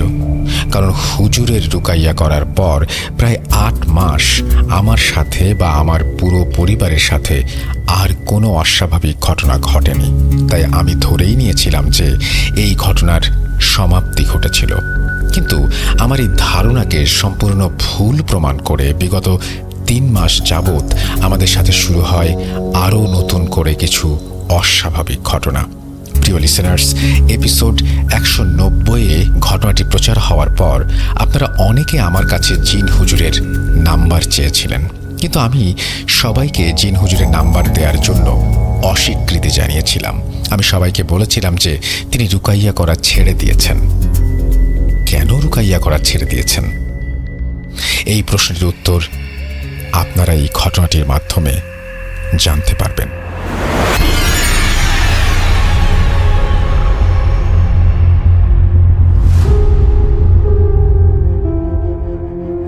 ঘটনার সূত্রপাত ঘটে 2023 সালের জুন মাসে। আমি সন্ধ্যার সময় অন্য দিনগুলোর মতো পড়ার টেবিলে পড়তে বসেছি। এমন সময় আমার কানে ভেসে আসে কিছু অদ্ভুত শব্দ। মনে হচ্ছে কেউ যেন আমার কানের কাছে এসে ফিস ফিস করে কিছু একটা বলছে। আমার মনে হয় আমার কানের মধ্যে কেউ ফুঁ দিচ্ছে। যখনই আমি পড়ায় গভীরভাবে মনোযোগ দিতে যাব, ঠিক তখনই এমনটা শুরু হয়ে যায়। যাই হোক, এসবের কিছুক্ষণ পর শুরু হয় আমার তীব্র মাথা ব্যথা। মনে হচ্ছে কেউ আমার মাথায় কোনো কিছু দিয়ে আঘাত করে মাথা ফাটিয়ে ফেলছে। মাথায় তীব্র ব্যথা শুরু হওয়ার জন্য আমি সাথে সাথেই পড়ার টেবিল থেকে উঠে বিছানায় শুয়ে পড়ি। পড়ার টেবিল থেকে ওঠার 10 মিনিটের মধ্যে আমার মাথা ব্যথা এক নিমেষে একদম ঠিক হয়ে যায়, কোনো প্রকার ওষুধ খাওয়া ছাড়া। এই ঘটনাটা সেদিন আমাকে অনেক ভাবিয়ে তোলে। পড়তে বসেছি, এমন সময় কানের কাছে বিভিন্ন ফিসফাঁস শব্দ, আবার হঠাৎ তীব্র মাথা ব্যথা। হঠাৎ কেন এমন হলো? যাই হোক, এর পর দিন আমি সকাল 10টার দিকে আবার পড়তে বসি। 5 মিনিট পড়তে বসেছি, এমন সময় গতকালের মতো আবার শুরু হয় কানের কাছে ফিসফাঁস। এর কিছুক্ষণের মধ্যেই শুরু হয়ে যায় গতকালের মতন তীব্র মাথা ব্যথা। সাথে সাথেই আমি পড়ার টেবিল থেকে উঠে পড়ি। পড়ার টেবিল থেকে ওঠার 5 থেকে 7 মিনিটের মধ্যে মাথা ব্যথা এক নিমেষে উধাও হয়ে যায়। এভাবে অতিবাহিত হয়ে যায় 3 দিন। এরপর থেকে প্রতিদিন, হোক সেটা সকাল বা বিকেল অথবা রাত, যখনই আমি পড়তে বসি ঠিক তখনই শুরু হয়ে যায় আমার কানের কাছে সেই ফিস ফিস শব্দ এবং কিছুক্ষণ পরেই তীব্র মাথা ব্যথা। আমি এসবের জন্য আর পড়তে বসতে পারছিলাম না। সামনে অগাস্টের 17 তারিখ থেকে আমার এইচএসসি এক্সাম। এক্সামের আগে কী সব অদ্ভুত ঘটনা শুরু হলো আমার সাথে, আমি কিছুই বুঝতে পারছিলাম না। যাই হোক, এই সমস্যার পাশাপাশি শুরু হয় আরও একটি অস্বাভাবিক ঘটনা। দিনটি ছিল রবিবার। সকালে স্বাভাবিকভাবে আমার ঘুম ভাঙে। ঘুম ভেঙে যেতেই আমি দেয়াল ঘড়ির দিকে তাকাই। দেয়াল ঘড়ির দিকে তাকাতেই আমি বেশ অবাক হয়ে যাই। ঘড়িতে দুপুর 2:20 বাজে। আমি কলেজ না গিয়ে এত বেলা পর্যন্ত ঘুমাচ্ছি।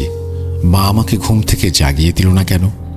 এসব ভাবতে ভাবতে আমি দৌড়ে মার কাছে যাই এবং বলি, মা, আজকে সকালে আমাকে ঘুম থেকে জাগালে না কেন? আমার এমন প্রশ্ন শুনে মা একদম রেগে যান এবং বলেন, সকালে তোকে কতবার জাগানোর চেষ্টা করেছি তুই জানিস? কতভাবে তোকে জাগানোর চেষ্টা করেছি, কিন্তু তুই ঘুম থেকে উঠলিই না। অজ্ঞানের মতো ঘুমাচ্ছিলি তুই। সারা রাত ফোন চালালে সকাল থেকে ঘুম থেকে উঠতে পারবি না, এটাই তো স্বাভাবিক। এখন আবার আমাকে বলতে এসেছিস আমি কেন জাগালাম না তোকে? মার মুখে এমন কথা শুনে আমি আরও অবাক হয়ে যাই। মা আমাকে এতবার জাগানোর চেষ্টা করলেন, এরপরে আমি ঘুম থেকে উঠতে পারলাম না কেন? আর গতকাল রাতে আমি 10টার দিকে ঘুমিয়ে গিয়েছিলাম, এরপরও আজকে আমার ঘুম ভাঙল 2টা নাগাদ। কি হচ্ছে সব আমি কিছুই বুঝতে পারছিলাম না। যাই হোক, ওই দিনটা ভালোই ভালোই কেটে যায়, কিন্তু আমি পড়তে বসতে পারছিলাম না। পড়তে বসার জন্য পড়ার টেবিলে বসলেই কানের কাছে ফিস ফিস শব্দ, এবং কিছুক্ষণ পরে তীব্র মাথা ব্যথা। পড়া ছেড়ে উঠে পড়লেই কিছুক্ষণের মধ্যে মাথা ব্যথা গায়েব। যাই হোক, ওই রাতে যথারীতি আমি খাবার খেয়ে রাত 11টা নাগাদ ঘুমিয়ে পড়ি। কতক্ষণ ঘুমিয়েছি জানি না। হঠাৎ করে স্বাভাবিকভাবে আমার ঘুম ভেঙে যায়। ঘুম ভেঙে যেতেই আমার চোখ যায় আমার রুমের দরজার দিকে। আমি আঁতকে উঠি। আমার রুমের টেবিল ল্যাম্পের স্বচ্ছ আলোয় আমি দেখতে পাই দরজার সামনে কালো জমাট বাঁধানো ধোয়ার ন্যায় মানুষ আকৃতির কিছু একটা দাঁড়িয়ে আছে। এটা দেখা মাত্রই আমি বিছানায় উঠে বসি। তখনও সেই জিনিসটা আমার দরজার সামনে ঠাঁই দাঁড়িয়ে আছে। আমি কিছু করতেই পারছিলাম না, বুঝতেই পারছিলাম না। এমন সময় হঠাৎ করে আমার পুরো শরীর একদম নিস্তেজ হয়ে যায়। আস্তে আস্তে আমার চোখের সামনে সবকিছু ঝাপসা হতে শুরু করে। এমন সময় হঠাৎ আমি পেটে তীব্র একটা ব্যথা অনুভব করি। মনে হয় আমার পেটে কেউ ছুরি ঢুকিয়ে দিয়েছে। এরপর আমার আর কিছু মনে নেই। পরদিন সকালে ঘুম ভেঙে যেতেই আমি দেয়াল ঘড়ির দিকে তাকাই। ঘড়িতে দুপুর 2:30 বাজে। এসব হচ্ছেটা কি আমার সাথে? গতকাল রাতে ওটা কি দেখলাম? এসব ভাবতে ভাবতে আমি দৌড় মেরে মার কাছে যাই এবং কদিন যাবৎ আমার সাথে ঘটে যাওয়া ঘটনা ও গতকাল রাতের সব ঘটনা খুলে বলি। আমার সব কথা শুনে মা বলতে শুরু করেন, আজ সকালে আমি যখন তোকে ঘুম থেকে জাগাতে গিয়েছিলাম তোর রুমে ঢুকে দেখি তুই ঘুমের মধ্যেই কাঁপছিস। এরপর আমি তোর মাথায় হাত দিয়ে দেখি তোর তীব্র জ্বর। এরপর আমি আর তোকে ঘুম থেকে জাগাইনি, কিন্তু এখন দেখি তুই দিব্যি সুস্থ। আমার মন বলছে আবারও হয়তো কোনো অস্বাভাবিক ঘটনা শুরু হয়েছে। তুই একবার জিন হুজুরের সাথে গিয়ে দেখা করে আস।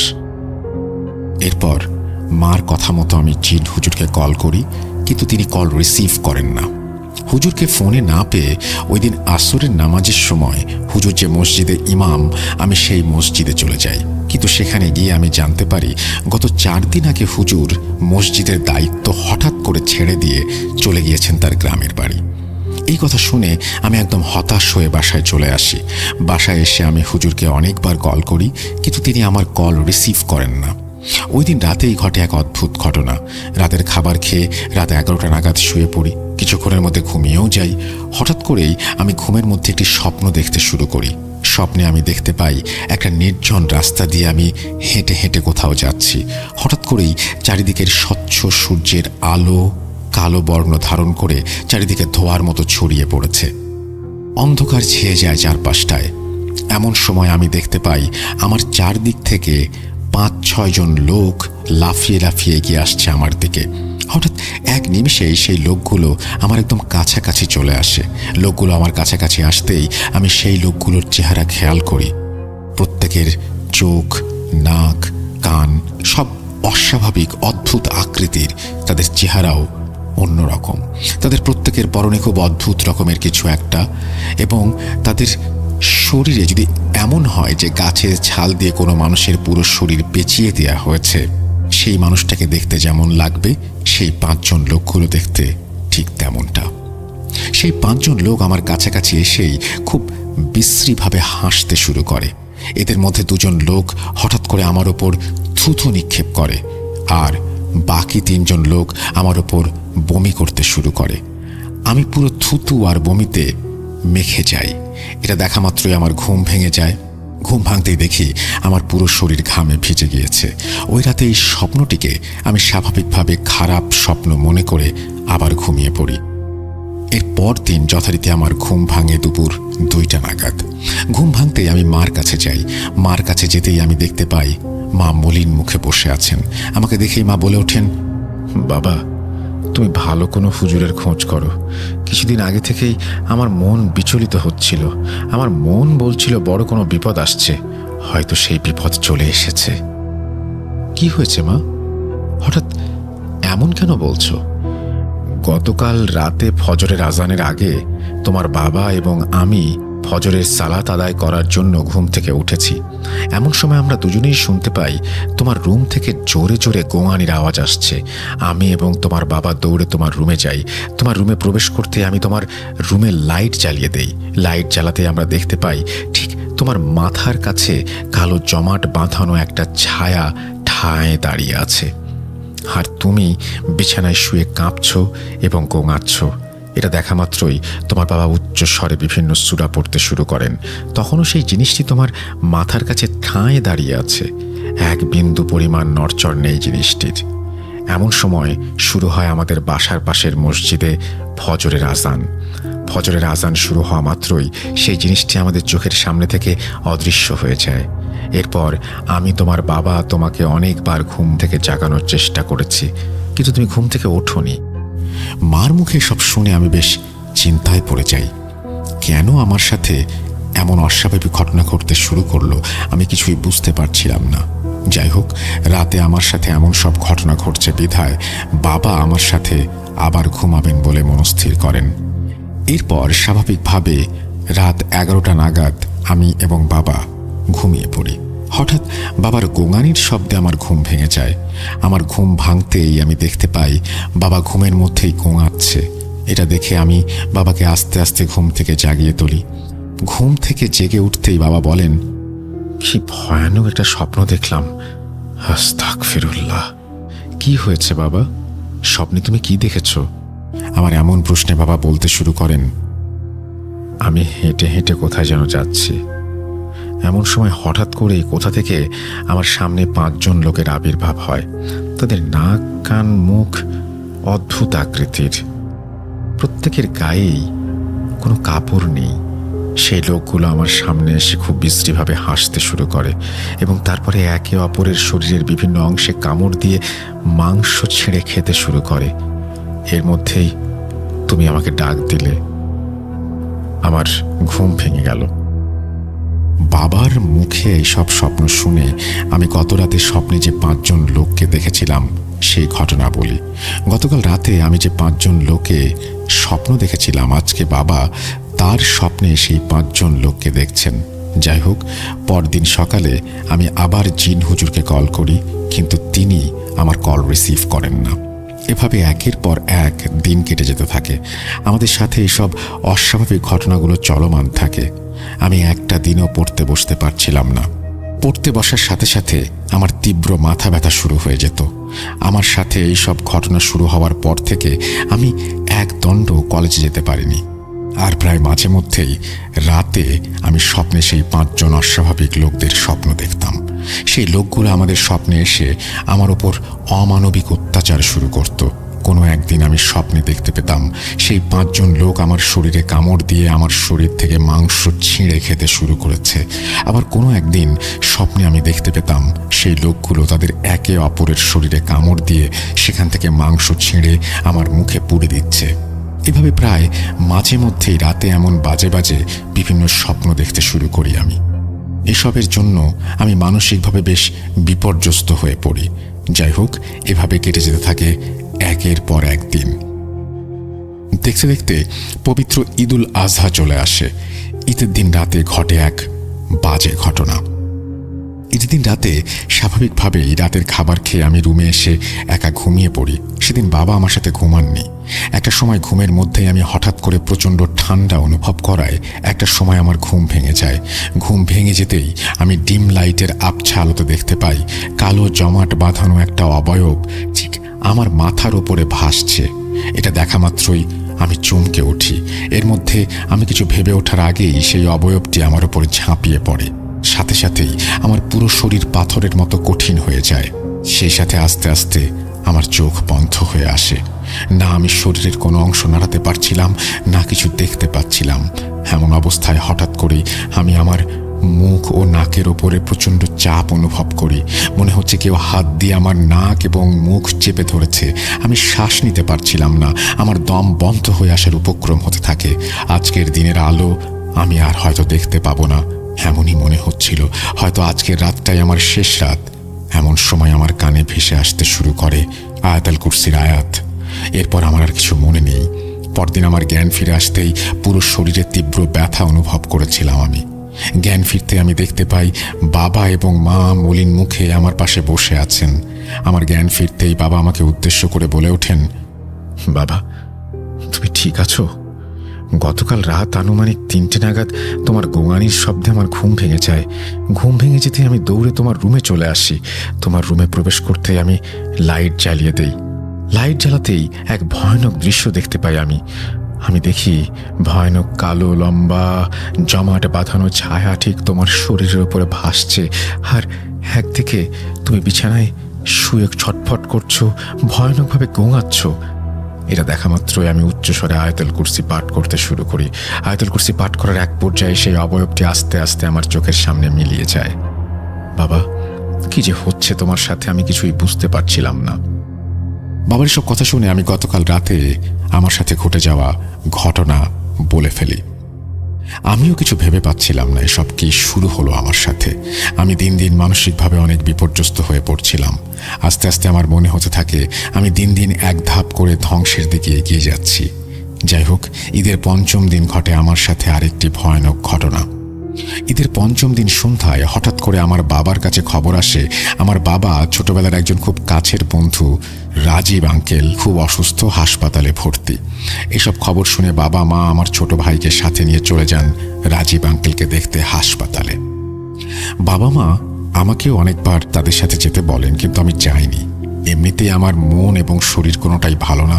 এর মধ্যে যদি হাসপাতালে যাই তখন আরও ভালো লাগবে না। যাই হোক, রাত 11টা নাগাদ বাবা হঠাৎ কল করে জানান তারা আজকে বাসায় আসতে পারবেন না। আঙ্কেলের শরীরের অবস্থা খুব একটা ভালো না। আজকে পুরো বাসায় একাকী রাত কাটাতে হবে, এটা ভেবেই মনে মনে প্রচণ্ড ভয় লাগতে শুরু করে আমার। যাই হোক, এরপর রাতের খাবার খেয়ে আমি বিছানায় শুয়ে শুয়ে ফোন চালাতে থাকি। ফোন চালাতে চালাতে বেজে যায় রাত 12:30। এমন সময় হঠাৎ করে আমার কানে ভেসে আসে অদ্ভুত এক কান্নার শব্দ। কিছুক্ষণের মধ্যে সেই শব্দটা তীব্র থেকে তীব্রতর হতে শুরু করে।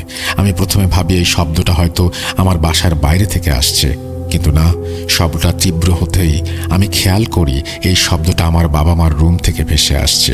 আমি তখনই বুঝে যাই আজ খারাপ কিছু একটা হতে চলেছে। আমি সাথে সাথে বিছানায় উঠে বসি। এমন সময় শুরু হয় আমার বাবা মার রুমের ভেতরে দেয়ালে ধূপধাপ শব্দ। মনে হচ্ছে কেউ দেয়ালের মধ্যে প্রচণ্ড জোরে জোরে কিছু একটা দিয়ে আঘাত করছে। আমি সাথে সাথেই দৌড়ে বাবা মার রুমে চলে যাই। বাবা মার রুমে প্রবেশ করেই রুমের লাইট জ্বালিয়ে দেই, কিন্তু সেখানে কিছু দেখতে পাই না। হঠাৎ করেই এক নিমিষে পুরো পরিবেশ একদম নীরব হয়ে যায়। এরপর আমি সিদ্ধান্ত নেই আজ রাতে আমি আর বাসায় অবস্থান করব না।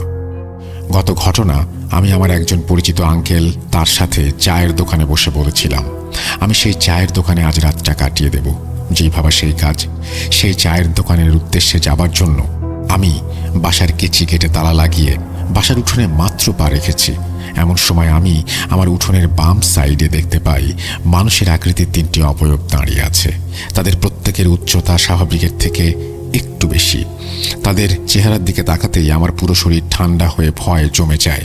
তাদের মধ্যে থেকে একজনের চেহারা আমার বাবার চেহারার মতো, দ্বিতীয় জনের চেহারা আমার চেহারার মতো এবং তৃতীয় জনের চেহারা আমার ছোট ভাইয়ের চেহারার মতো। তাদের প্রত্যেকের চোখের কোটরে কোনো চোখ আছে বলে মনে হচ্ছে না। চোখের অংশে রয়েছে অন্য কিছু। এটা দেখা মাত্র আমি দৌড়ে বাসার মেইন গেট থেকে বেরিয়ে সেই চায়ের দোকানের উদ্দেশ্যে দৌড়াতে শুরু করি।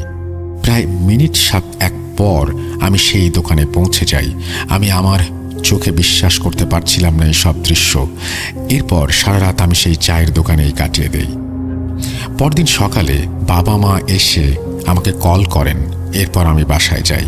বাসায় গিয়ে আমি বাবা মাকে গতকাল রাতের ঘটনা বলি। আমার এসব কথা শুনে বাবা বলে ওঠেন, খুব খারাপ কোনো অপশক্তি আমাদের বাসায় প্রবেশ করেছে। আমি তোমাদের কাছ থেকে একটা কথা লুকিয়েছি। বাবা, তুমি গতকাল রাতে যে 3টি অবয়ব দেখেছ, আমি বিগত 2 মাস যাবৎ সেই 3টি অবয়বকে প্রায় রাতেই স্বপ্ন দেখি। তারা আমার স্বপ্নে আসে এবং শুধুমাত্র একটা কথাই বলে, আমরা ফিরে এসেছি তোদের জীবন থেকে সুখের অস্তিত্ব মিটিয়ে দিতে। বাবা, তোমার সাথে এতগুলো অস্বাভাবিক ঘটনা ঘটেই চলেছে। তুমি এবং তোমার মা এমনিতে অনেক চিন্তায় আছো। এর মধ্যে যদি আমি আমার স্বপ্নের কথা বলতাম তাহলে তোমরা চিন্তিত হয়ে পড়তে। এতদিন এই কথাটি তাই বলিনি তোমাকে। বাবার মুখে সব কথা শুনে আমি অনেক ভয় পেয়ে যাই। আমি কিছুতেই বুঝতে পারছিলাম না আমাদের সাথে এসব কি শুরু হলো। এরপর থেকে শুরু হয়ে যায় আমার বাসায় বিভিন্ন অস্বাভাবিক ঘটনার মেলা। আমার সাথে ঘটনা ঘটার 2 দিন পর আমি অন্য 8-10 দিনের মতো রাতে খাবার খেয়ে আমার ফোনটি চার্জে লাগিয়ে ঘুমিয়ে পড়ি। হঠাৎ করে আমার ঘুম ভেঙে যায় আমার ফোনে বাজতে থাকা অ্যালার্মের শব্দে। ঘুম ভেঙে যেতে আমি বেশ অবাক হয়ে যাই, কারণ ঘুমানোর আগে ফোনে কোনো অ্যালার্ম সেট করেছিলাম না আমি। যাই হোক, এরপর আমি ফোনটি হাতে নিয়ে দেখি ঘড়িতে 2:30 বাজে এবং ফোনে 2:30টার অ্যালার্ম সেট করা। হয়তো কোনোভাবে চাপ পড়ে অ্যালার্ম লেগে গিয়েছিল। এমনটা ভাবতে ভাবতে আমি আবার শুয়ে পড়ি। কিছুক্ষণের মধ্যে আমি ঘুমিয়ে যাই। স্বাভাবিকভাবে রাত গড়িয়ে সকাল হয়ে যায়। সেদিনও আমার ঘুম ভাঙে দুপুরে। ঘুম ভাঙতেই আমার ফোন হাতে নিয়ে দেখি আমার ফোন বন্ধ হয়ে আছে। সাথে সাথে আমি ফোন অন করার চেষ্টা করি, কিন্তু ফোন অন হচ্ছিল না।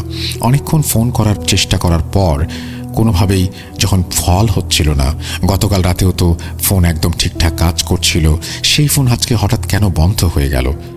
ফোনটা একদম নতুন ছিল।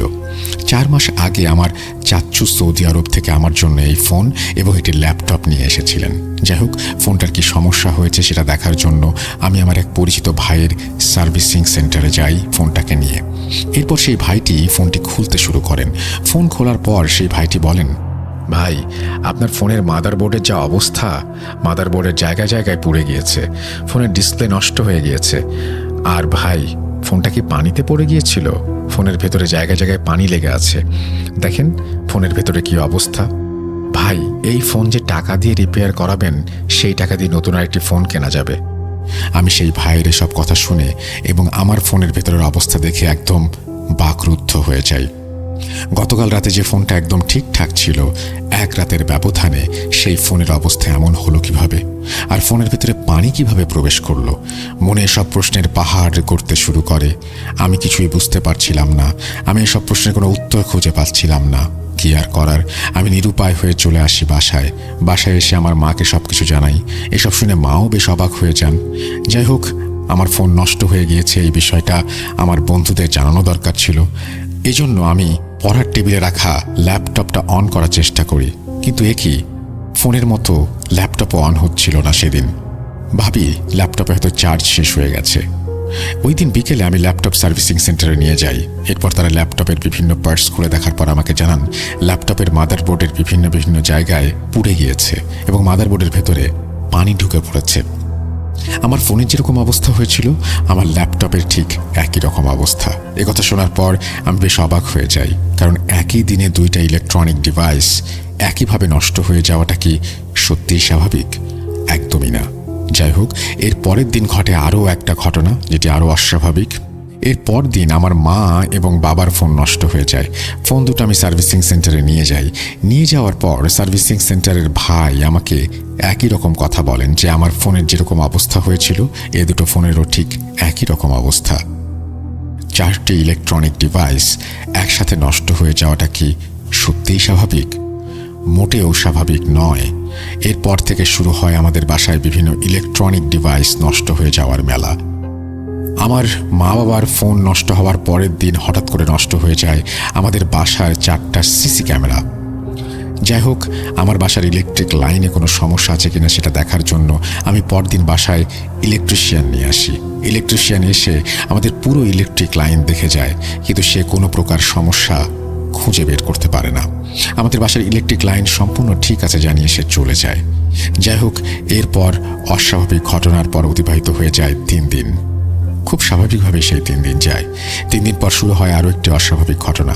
আমাদের বাসার উঠোনে বিভিন্ন ধরনের ফুলের গাছ এবং ফলের গাছ ছিল। হঠাৎ করে সেই ফুল গাছ এবং ফল গাছগুলো মারা যেতে শুরু করে। আমি কি করব কোনো কিছু ভেবে উঠতে পারছিলাম না। সেদিন বিকেলে আমি জিন হুজুরকে কল দেই এসব কথা জানানোর জন্য, কিন্তু আগের মতোই তিনি কল রিসিভ করছিলেন না। আমি সেদিন তাকে অনেকবার কল দেই, কিন্তু সে ফোন রিসিভ করে না। এভাবে অতিবাহিত হয়ে যায় 1 সপ্তাহ। প্রতিদিন বাসায় কোনো না কোনো নিত্য প্রয়োজনীয় জিনিস নষ্ট হতে থাকে একের পর এক। এসবের মধ্যে ঘটে আরও একটি বড় দুঃখজনক ঘটনা। গত ঘটনায় আপনারা জানতে পেরেছিলেন ছোটবেলা থেকে আমি পাখি পুষি, আমার পাখি পোষার অনেক শখ। সেই সুবাদে গত 4 মাস আগে একটা জোড়া lutino red head offline love bird পাখি কিনে আনি। পাখি দুটো আমার ঘরে সবসময় ছাড়া থাকতো। পাখি দুটো অনেক শখ করে কিনেছিলাম আমি। বিগত কিছু মাসের মধ্যে পাখি দুটো অনেক প্রিয় হয়ে গিয়েছিল আমার পরিবারের সকলের কাছে। রাত 12:30 আমি রুমে শুয়ে শুয়ে টিভি দেখছি। এমন সময় হঠাৎ আমি রুমের বাইরে বিড়ালগুলোর শব্দ শুনতে পাই। 3টা বিড়ালই তাদের স্বরে অনবরত শব্দ করে যাচ্ছে। মিনি ছাড়াও আরও 3টা বিড়াল ছিল। বিড়ালগুলো যে কেন এরকম শব্দ করছে সেটা দেখার জন্য আমি বাইরে বের হই। রুম থেকে বেরোতেই দেখি বিড়ালগুলো আমার পাখিগুলো যে রুমে রাখা ছিল সেই রুমের দরজার সামনে বসে আছে এবং তারা মুখ দিয়ে শব্দ করে যাচ্ছে। এটা দেখার সাথে সাথে আমি বুঝে যাই কোনো একটা অস্বাভাবিক ঘটনা ঘটেছে। আমি পাখির রুমে চলে যাই। বিড়ালগুলো শব্দ পেয়ে আমার বাবা মাও সেই রুম থেকে বেরিয়ে আসেন। এই কিছুদিন হয়েছে পাখিগুলো আমি বারান্দা থেকে বাসার পকেট রুমে শিফট করেছি। যাই হোক, পাখির রুমের দরজা লক খুলে রুমের ভেতরে আমরা প্রবেশ করি। রুমে প্রবেশ করার পর আমরা যেটা দেখি সেটা একদমই মেনে নেওয়ার মতন কোনো কিছু না। আমরা দেখি যে পুরো রুম ওলটপালট হয়ে আছে। পাখি সবগুলো খাঁচায় স্ট্যান্ড থেকে নিচে পড়ে আছে। এমন সময় আমার চোখ যায় রুমের ডান সাইডের কোণার টেবিলের দিকে। সেখানে ছিটছিটে রক্ত দেখার সাথে সাথে আমি নিচে মেঝের দিকে তাকাই। মেঝের দিকে তাকাতে আমি এক ভয়ানক দৃশ্য দেখতে পাই। আমার সেই lutino red head offline love bird পাখি দুটোর মাথা দেহ থেকে আলাদা করে ছেঁড়া এবং সেটা মেঝেতে পড়ে আছে।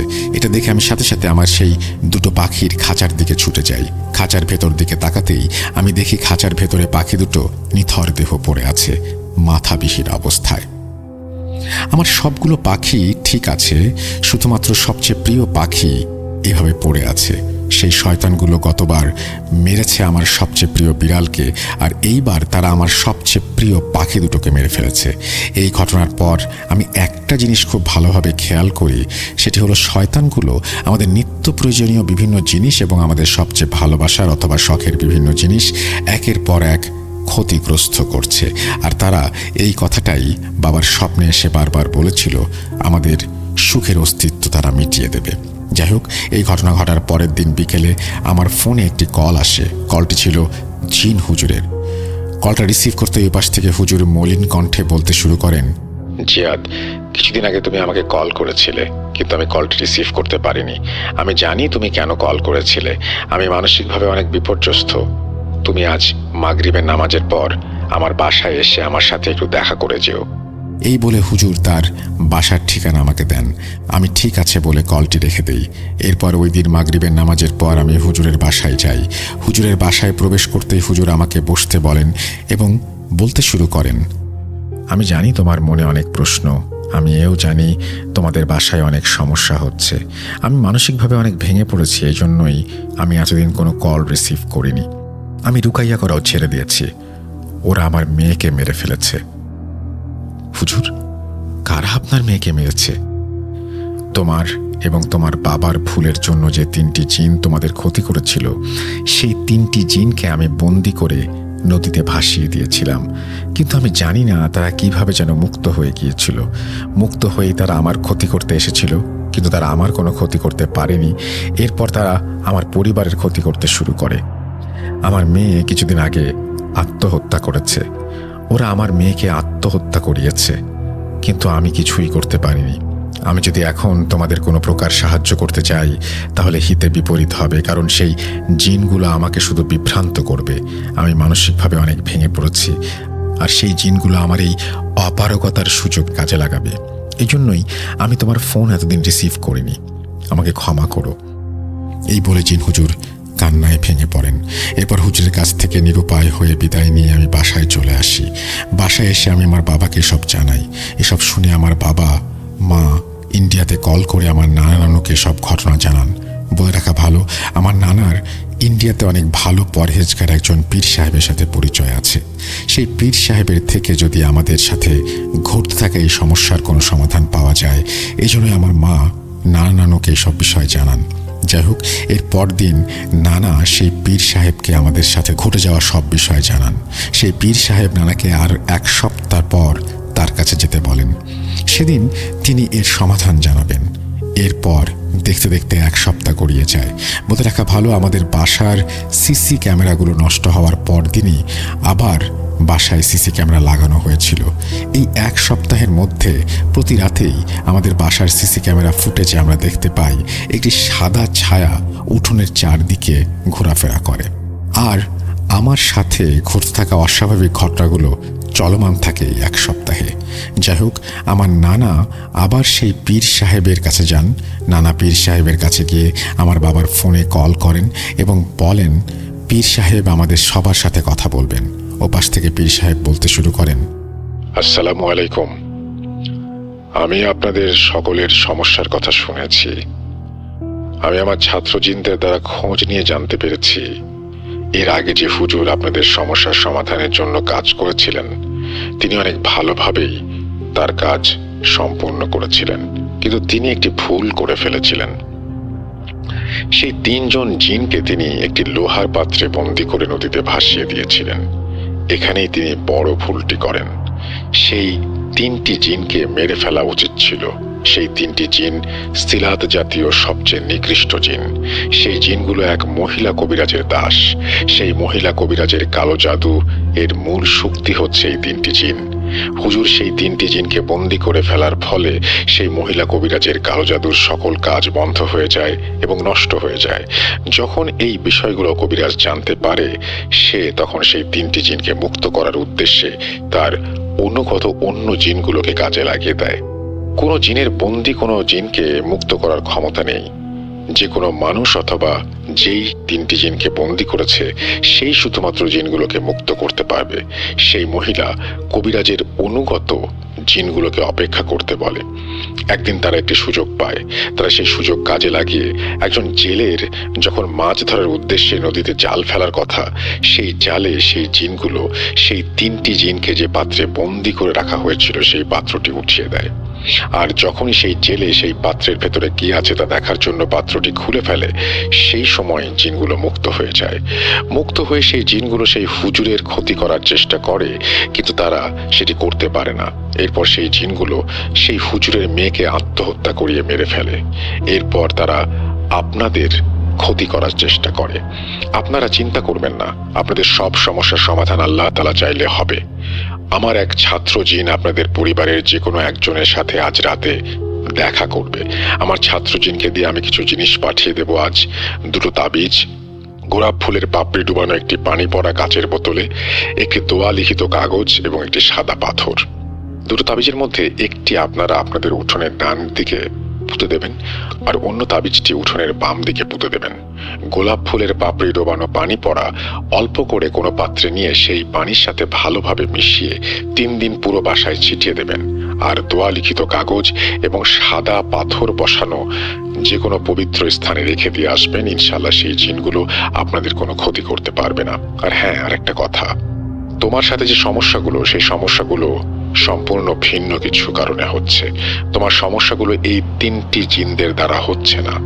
কাল দিন পর শুক্রবার, আমি শুক্রবার দিন আসরের নামাজের পর তোমার রুকাইয়া করব ইনশাআল্লাহ।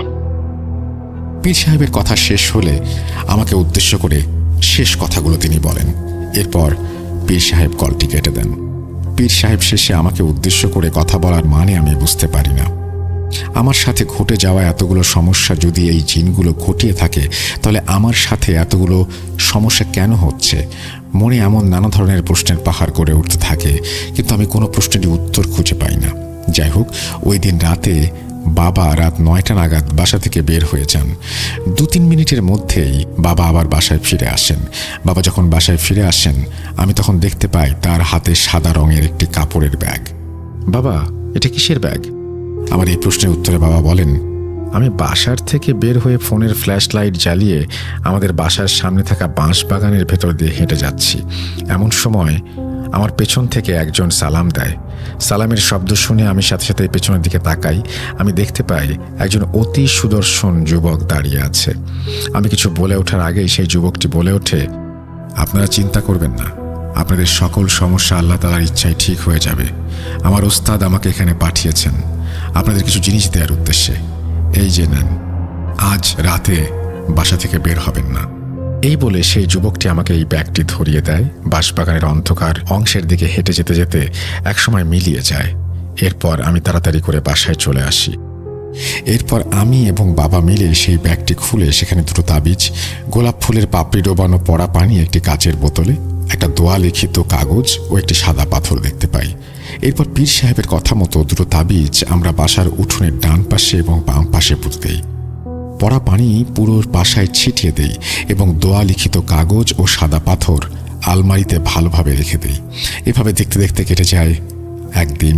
চলে আসে শুক্রবার আসরের নামাজ আদায় করে আমি বসে আছি, এমন সময় আমার বাবার কল আসে। কলটি রিসিভ করতেই নানা বলেন পীর সাহেব আমার সাথে কথা বলবেন। ওপাশ থেকে পীর সাহেব বলতে শুরু করেন, আসসালামু আলাইকুম। চিন্তা করবে না, তোমার সাথে ঘটতে থাকা সবগুলো সমস্যার সমাধান আজ আমি করব। তোমার পেটে কিছু দূষিত জিনিস রয়েছে, আজ তোমার পেট থেকে সেই সমস্ত জিনিস বের করবো ইনশাল্লাহ। আমি যে পানিটা পড়ে দিয়েছি সেখান থেকে অল্প একটু পানি তুমি পান করো। এরপর আমি সেই পড়া পানি পান করি। ওপাশ থেকে পীর সাহেব ফোনের মধ্যে উচ্চস্বরে বিভিন্ন সূরা পড়তে থাকেন। সূরার শব্দ কানে আসতে আমার পুরো শরীরে ব্যথা শুরু হয়ে যায়। সেই সাথে আমার প্রচণ্ড বমি আসতে শুরু করে। একটা সময় আমি বমি করে দিই উঠোনে। বমি করার সাথে সাথে আমি দেখতে পাই আমার পেটের ভেতর থেকে বমির মধ্যে বেরিয়ে আসছে খুব ছোট ছোট 3টি কালো রঙের পুঁটলি। পীর সাহেবকে বাবা এই বিষয়টি বলতেই ওপাশ থেকে পীর সাহেব বলেন, আলহামদুলিল্লাহ, তোমার সমস্যার সমাধান হয়েছে আল্লাহ তাআলার রহমতে। তোমার আত্মীয়দের মধ্যে কেউ একজন তোমার উপর ভয়ানক কালো জাদু করেছিল। তোমার উপর ভয়ানক প্রজাতির জিন সে চালান করেছিল, যাতে তোমার পড়ালেখা নষ্ট হয়ে যায়, তোমার ভবিষ্যৎ নষ্ট হয়ে যায়, তুমি মানসিক ভারসাম্যতাও হারিয়ে ফেলো। এভাবেই যদি আর কিছুদিন চলে যেত তুমি মানসিকভাবে ভেঙে পড়তে। আর হ্যাঁ, একটা গুরুত্বপূর্ণ কাজ কাল তোমাকে করতে হবে। তোমার উপরে যে জিনকে চালনা করা হয়েছে সেই জিনকে তোমার আগামীকাল মেরে ফেলতে হবে। আগামীকাল সকালে যে কোনো সময় সেই জিনটি একটা সাধারণ সাপের রূপে তোমার উঠোনে শুধু ছটফট করবে। তুমি কোনো লোহার জিনিস দিয়ে সেই সাপটির মাথায় আঘাত করবে যে পর্যন্ত না সেই সাপটি মারা যায়। সাপটিকে মারার আগে সেই লোহার জিনিসের ওপর অবশ্যই পানি পড়া ছিটিয়ে দেবে। আর একটি কথা মনে রাখবে, সেটি হচ্ছে যে সাপটি কোনো বিষধর সাপের রূপ নিয়ে আসবে না। আর সেই সাপটি মারার সাথে সাথেই সেটাকে আগুনে জ্বালিয়ে পুড়িয়ে দিতে হবে। এখন তোমার পেটের থেকে যে সমস্ত জিনিস বেরিয়েছে সেগুলোর উপরে আগুন জ্বালিয়ে পুড়িয়ে ফেলো। আর সেই 3টি জিনকে আমার ছাত্র জিন গতকাল রাতে মেরে ফেলেছে। এই বলে পীর সাহেব তার কথা শেষ করেন। কে আমার উপরে কালো জাদু করলো সেই ব্যক্তির নাম পীর সাহেব আমাকে বলেছিলেন। প্রিয় লিসেনার্স, এই বিষয়টি আমি ঘটনায় শেয়ার করছি না।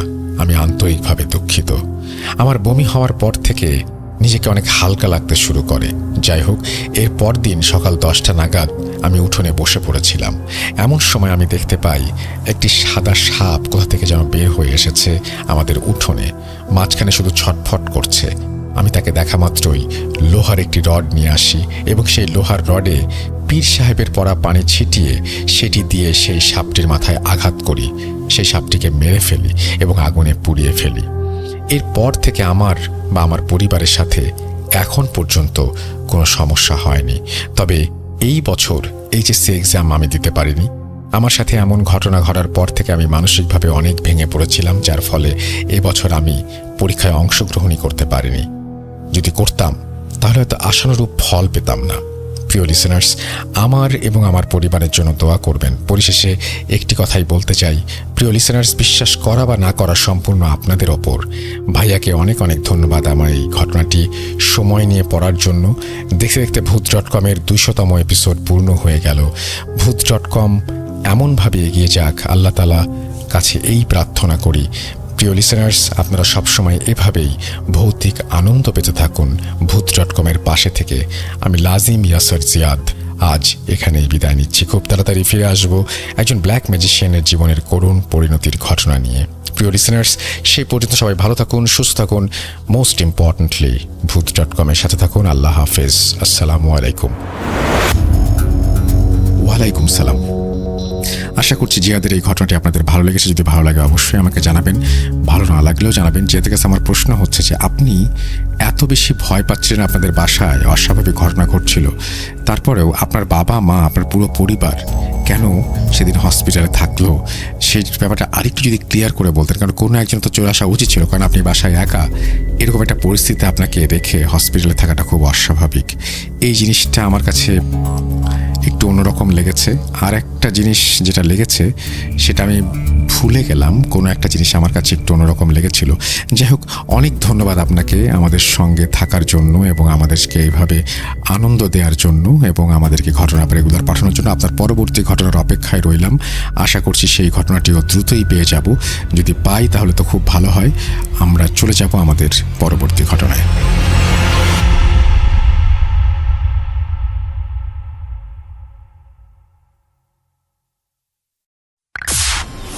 Entertainment is a must. শুনুন স্বাধীন পডকাস্ট।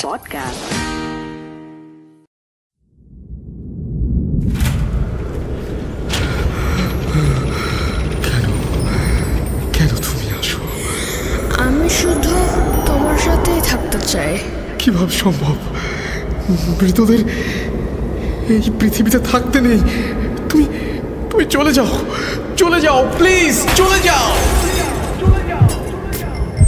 সবটাই কি ইলুশন, নাকি অন্য জগতের কেউ কখনো হাজির হয়ে যায় চোখের পলকে?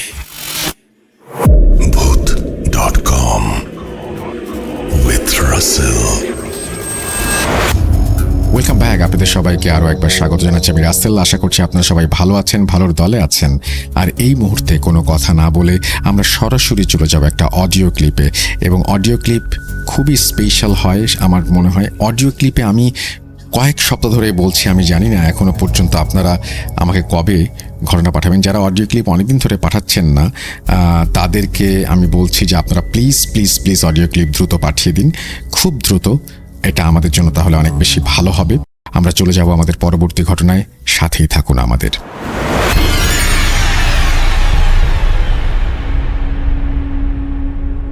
আসসালামু আলাইকুম রাসেল ভাই, আশা করি আপনি ভালো আছেন।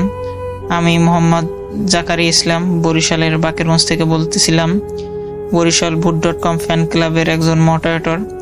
তো সম্প্রতি 154তম এপিসোডে আমার একটি দেওয়া ঘটনা সিলেক্ট হয়, সেখান থেকে উৎসাহ পেয়ে আমি আজকে আবার একটি ঘটনা রেকর্ড করতে বসলাম। তো এই আজকে যে ঘটনাতে আমি বলবো এটি সম্পূর্ণ একটি সত্য ঘটনা। ঘটনাটি আমি যার কাছ থেকে শুনেছি উনি আমার প্রাইভেট টিচার। তো ঘটনাটি ঘটেছে ওনার কাকার সাথে, নিজের ছোট কাকার সাথে। তো ঘটনাটির স্থান হলো বরিশালের বাকেরগঞ্জ থানার ভরপাশ ইউনিয়নে। তো এর বেশি আর কিছু না বলি, কারণ কিছু সমস্যা আছে। তো ঘটনাটি আমার টিচারের কাছ থেকে আমি যেভাবে শুনেছি সেভাবেই বলার চেষ্টা করব। মাঝখানে কোনো ভুল ত্রুটি হলে অবশ্যই ক্ষমা দৃষ্টিতে দেখবেন।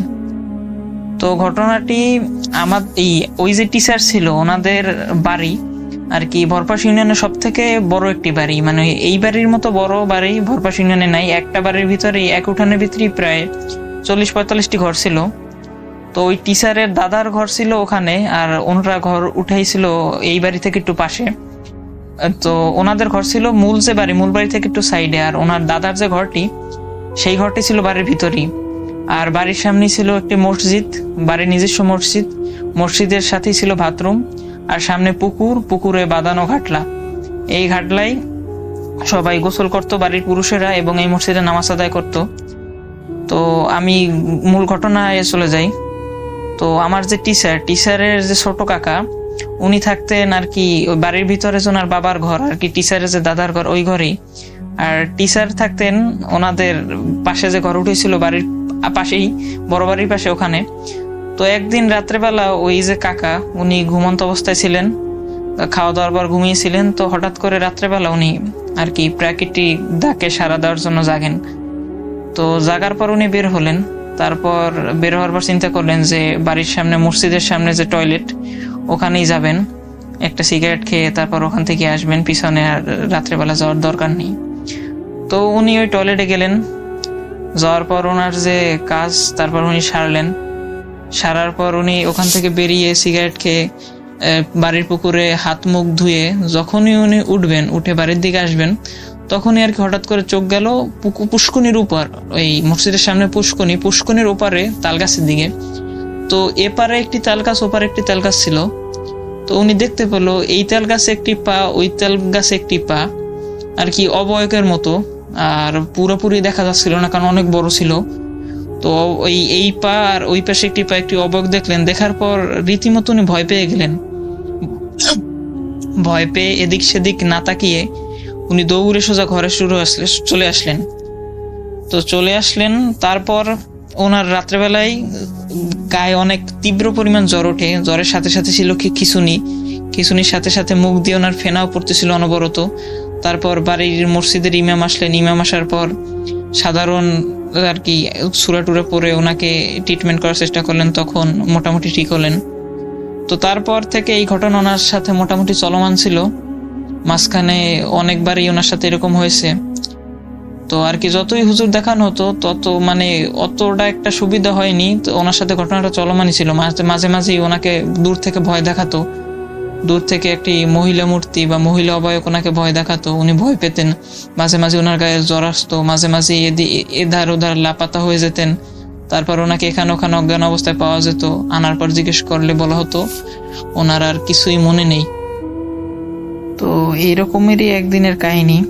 ওনার যে কাকা ছিলেন আমার টিচারের, তো উনি আর কি একদিন আসেন ওই আমার টিচারদের ঘরে। ওনাদের ঘর তো ছিল বাড়ির পাশে, তো ওই মূল বাড়ি থেকে একটু সাইডে তো ওনাদের ঘর ছিল। তো ওখানে আসেন। উনি করতেন কি, মাঝে মাঝে আসতেন, গল্প গুজব করতেন, করার পর খাওয়া দাওয়া করে উনি আবার বাড়ির ভিতর চলে যেতেন, গিয়ে ওনার বাবার ঘর যে ওখানেই থাকতেন। তখন ওনারও বয়স বেশি ছিল না, তো লেখাপড়া করতেন। তো একদিন এরকম আসলেন। তো আসার পর তখন আমার টিচার যারা ছিলেন তারা সবাই সামনে বসে পড়তেছিলেন। তো সবাই দেখলেন যে উনি আসছে। তো আসার পর আর কি উনি ঘরের ভিতরে গেলেন। তো তখন আর কি ওর কোনো খেয়াল নাই। তখন উনি ঘরের ভিতরে শুয়ে, ঘরের যে খাট ছিল ওখানে শুয়েছিলেন। তো শুয়ে এক পর্যায়ে উনি ঘুমিয়ে পড়লেন। তো তখন ওনাদের যে ঘর ছিল, ঘরটা একটু রাসেল ভাই আমি বর্ণনা দিই, নতুবা কাহিনী বুঝতে সমস্যা হবে। তো ওনাদের যে ঘরটা ছিল, ঘরটা তখন পুরোপুরি কমপ্লিট হয়নি, তখনও কাজ চলতেছিল। তো উনি যেখানে শুয়েছিলেন তো ওখানে একটি বেড়া ছিল। ওই বেড়াটা পুরোপুরি কমপ্লিট হয় নাই, যার কারণে ওই বেড়াটা একটা কাপড় দেওয়া ছিল যাতে শীত না লাগে। তো উনি ওখানে শুয়েছিলেন। তো তখন আমার টিচারেরা সবাই সামনে বসে, ওনার যে ভাই বোন ছিল সবাই মিলে সামনে পড়তেছিলেন। তো উনি হঠাৎ করে আর কি টিচারের যে বাবা ছিল উনি রাস্তা দিয়ে আসতেছিলেন। উনি আসার পর দেখতেছেন যে ওনার ভাই যাচ্ছে। তো যাওয়ার পর উনি জিজ্ঞেস করলেন কই যাচ্ছে, কোনো কথা বলে না। তারপর উনি স্বাভাবিকভাবেই নিলেন হয়তো বা বাসায় যাচ্ছে, আসছিল আমাদের ঘরে। তো উনি আসার পর জিজ্ঞেস করলো যে ঘরে এসে যে একটু আগে তো আমার ছোট ভাই আসলো, কি খেয়ে দিয়ে গিয়েছে না খেয়ে চলে গেল? তো তখন বললেন যে উনি তো ওখানে শোয়ার পর দেখলাম ঘুমাইছে। তো উনি ওখান থেকে কখন গেল? আমাদের তো কিছু খেয়াল নেই, আমাদের তো কিছু বলে যায় নাই। তো তখন তাদের আর কি একটু সন্দেহ জাগে, যেহেতু এর আগেও অনেক সময় অনেক কাহিনী তাদের সাথে ঘটেছে, মানে ওই কাকার সাথে ঘটেছে। তো তখন তারা কি করলো যে তখন তারা সবাই মিলে খুঁজতে বের হলো। আমার ওই টিচার, উনি তখন ছোট ছিলেন, উনি 5-6 পড়তেন এই সময়। তো ওনার বাবা, তার পাশের ঘরে কাকা ছিল। তো অনেক 3-4 জন মিলে খুঁজতে গেলেন। তো খুঁজলেন, অনেক জায়গায় খুঁজলেন, বাড়ির আশেপাশে যত বাগান ছিল তো ওই জায়গায় খুঁজলেন। যে মূল যে জায়গায় ঘটনাটা ঘটেছিল, ওই যে মসজিদের সামনে পুকুর ওপারে তাল গাছের ওদিকে কবরস্থান সব জায়গায় খুঁজলেন। খোঁজার পর কোথায় আর পেলেন না। তো তখন সবাই যখন এক সময় হাল ছেড়ে দিয়ে বাসায় আসলেন। তো বাসায় আসার পর ওনারা যখন বাসার ঘরের সামনে দাঁড়ানো ছিলেন, তো তখন পিছন থেকে ধপাস একটি শব্দ আসলো। তখন আমি টিচারের মুখ থেকে শুনেছি যে এত জোরে শব্দ আসছিল, উনি নাকি নিজেও অনেক ভয় পেয়ে কেঁপে উঠেছিলেন। অনেক জোরে একটি শব্দ আসলো। তখন তারা দৌড়ে পিছনে গিয়ে দেখলেন যে উনি যেখানে ঘুমানো ছিলেন, যে আমি যে বললাম একটু আগে যে বেড়া দেওয়া ছিল কাপড় দিয়ে, যেহেতু কাজ চলতেছিল, তো ওইখান দিয়ে ওনার দেহটা পড়ে আছে বেড়া ভেদ করে। তো তখন ওনাকে ঘরের ভিতরে আনা হলো। আনার পর জ্ঞান ফেরানোর চেষ্টা করা হলো, মুখে পানি দেওয়া হলো, হাত পায়ে তেল মালিশ করা হলো, তো সূরা পরে অনেকবার ফুটু দেওয়া হলো।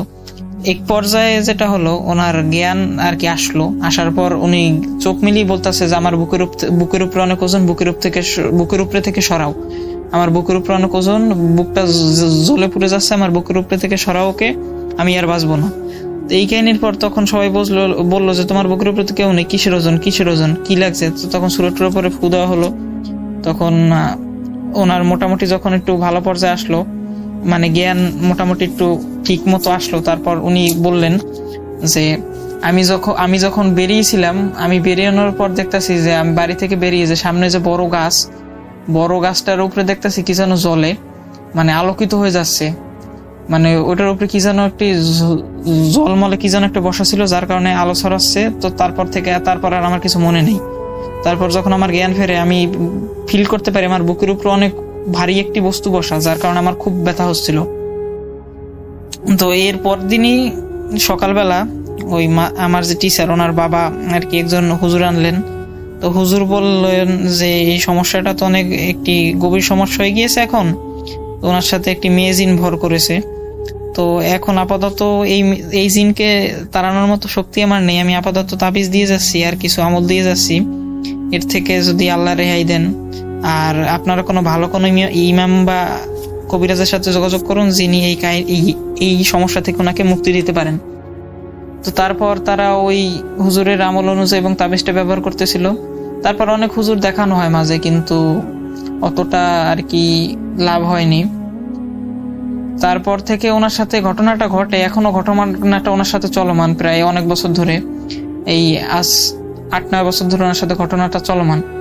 তো ওনাকে এখনো মাঝে মাঝে, সবসময় না, মাঝে মাঝে দূর থেকে ভয় দেখায়, বা রাত্রে স্বপ্নে এলোমেলো কিছু দেখে জেগে ওঠেন, বা এখনো মাঝে মাঝে রাত্রেবেলা খিঁচুনি দিয়ে ওঠেন। এরকম প্রভৃতি সমস্যা ওনার সাথে প্রতিনিয়তই এখন ঘটে চলছে। তো আপনারা সবাই দোয়া করবেন যেন আল্লাহ তাআলা ওনাকে এই কঠিন সমস্যা থেকে সমাধান লাভ করে দেন, এবং আপনারা আমার জন্য দোয়া করবেন যাতে ভবিষ্যতে আরো সুন্দর সুন্দর ঘটনা আপনাদের সাথে শেয়ার করতে পারি। তো এই ছিল রাসেল ভাই আজকের ঘটনা। তো আমার সাথে আর কি আমার সংগ্রহে অনেকগুলো ঘটনা আছে, যেগুলো পরে একদিন শেয়ার করবো ইনশাল্লাহ। ততদিন ভালো থাকবেন। আর হ্যাঁ, এই ঘটনাটা যদি সিলেক্ট হয় আমি অবশ্যই অনেক খুশি হব এবং আমার আগ্রহ অনেক বেড়ে যাবে। তো আমার জন্য দোয়া করবেন।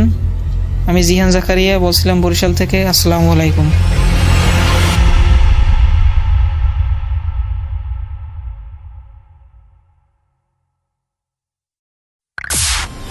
Entertainment is a must. শুনুন স্বাধীন পডকাস্ট।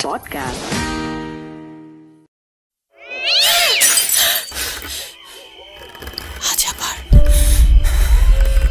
শুনতে পাচ্ছেন শব্দটা? ভয়ের আরেক নাম ভূত.com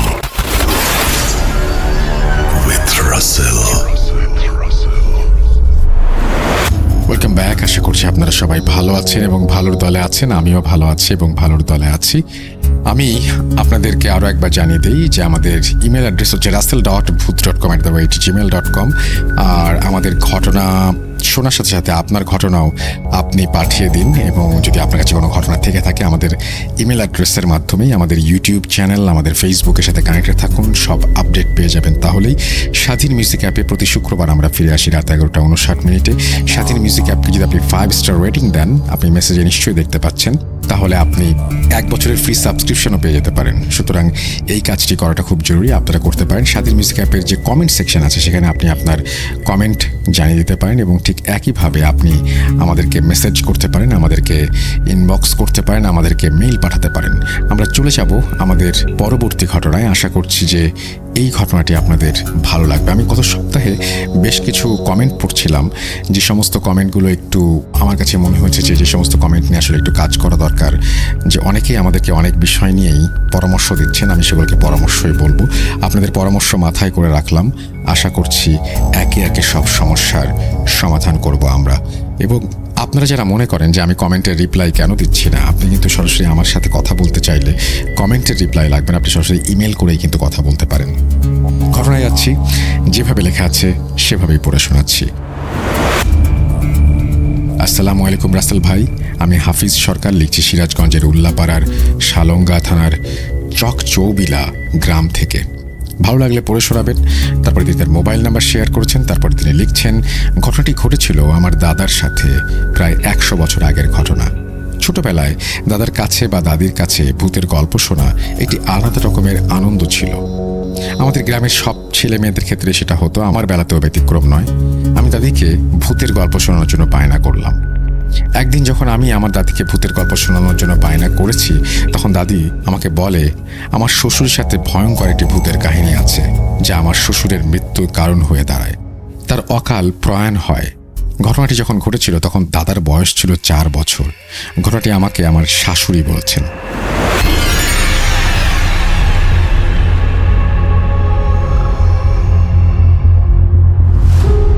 আমার শ্বশুর ছিল খুব সাহসী আর খুব রাগী একজন মানুষ, আর এই কারণে আমাদের গ্রামের মানুষ সহ আশেপাশের সব মানুষই তাকে ভয় পেত। কেউ তার ওপর কোনো কথা বলার সাহস করত না। আমার শ্বশুর রাগী মানুষ হলেও তিনি মাছ ধরতে খুব পছন্দ করতেন, আর সেই কারণেই প্রতি রাতে নদীতে ধিয়াল মাছের জাল পাতা হতো। ঘটনার রাত কার্তিক মাসের অমাবস্যার রাত। সে রাতে আমার শ্বশুর অনেক নিষেধ থাকা সত্ত্বেও মাছ ধরতে যান। তখন গ্রামের মানুষের কাছে সবচেয়ে আতঙ্কের নাম ছিল কলেরা আর বসন্ত। আশেপাশের হাসপাতাল বলতে কিছু নেই, ভরসা ছিল কবিরাজের চিকিৎসা, আর সেটি করত পাশের গ্রামের কলিহাস নামক কবিরাজ। তার দেয়া তাবিজ কবচে মানুষ সুস্থ হতো। তখন এলাকায় ছিল কলেরার উপদ্রব, সব বাড়িতেই একজন না একজন মারা যাচ্ছে।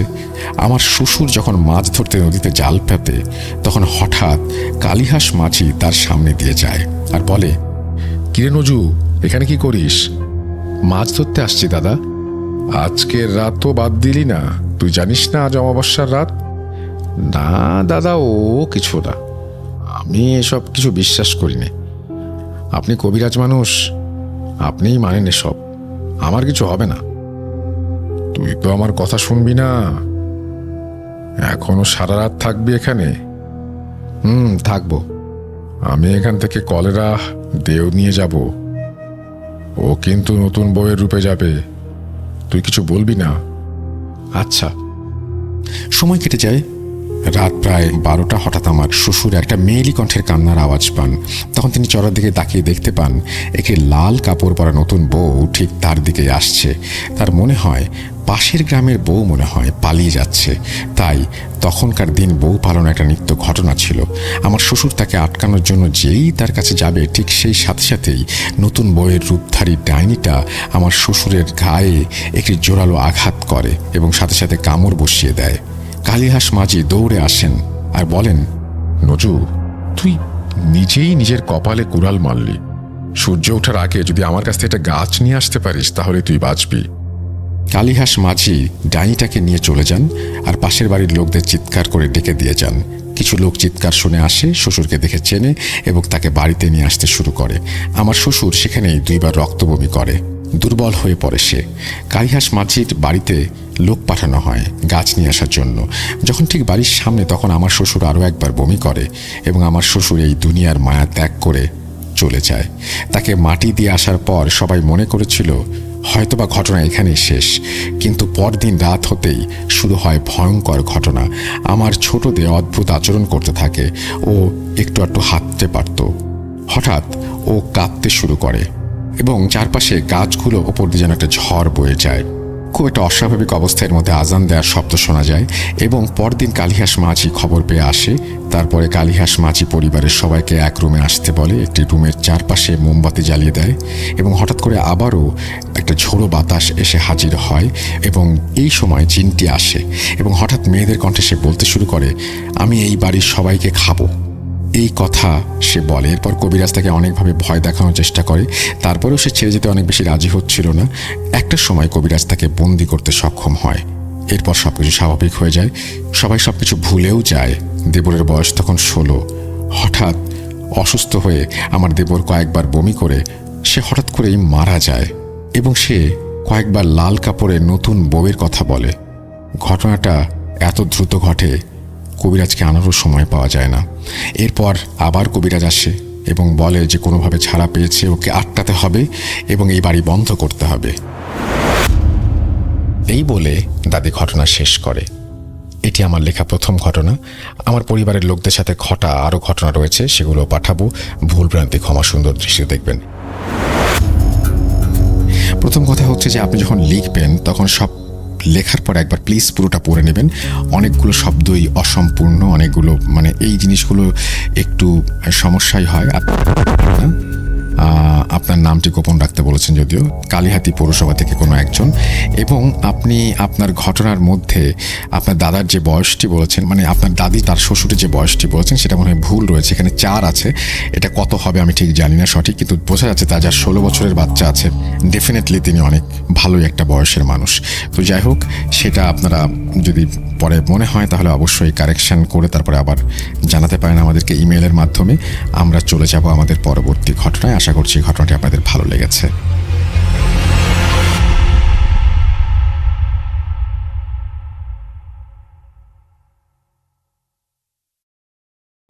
Welcome back. আপনাদের সবাইকে অনেক অনেক ধন্যবাদ এতক্ষণ পর্যন্ত আমাদের সাথে থাকার জন্য। অনেক অনেক শুভকামনা রইল।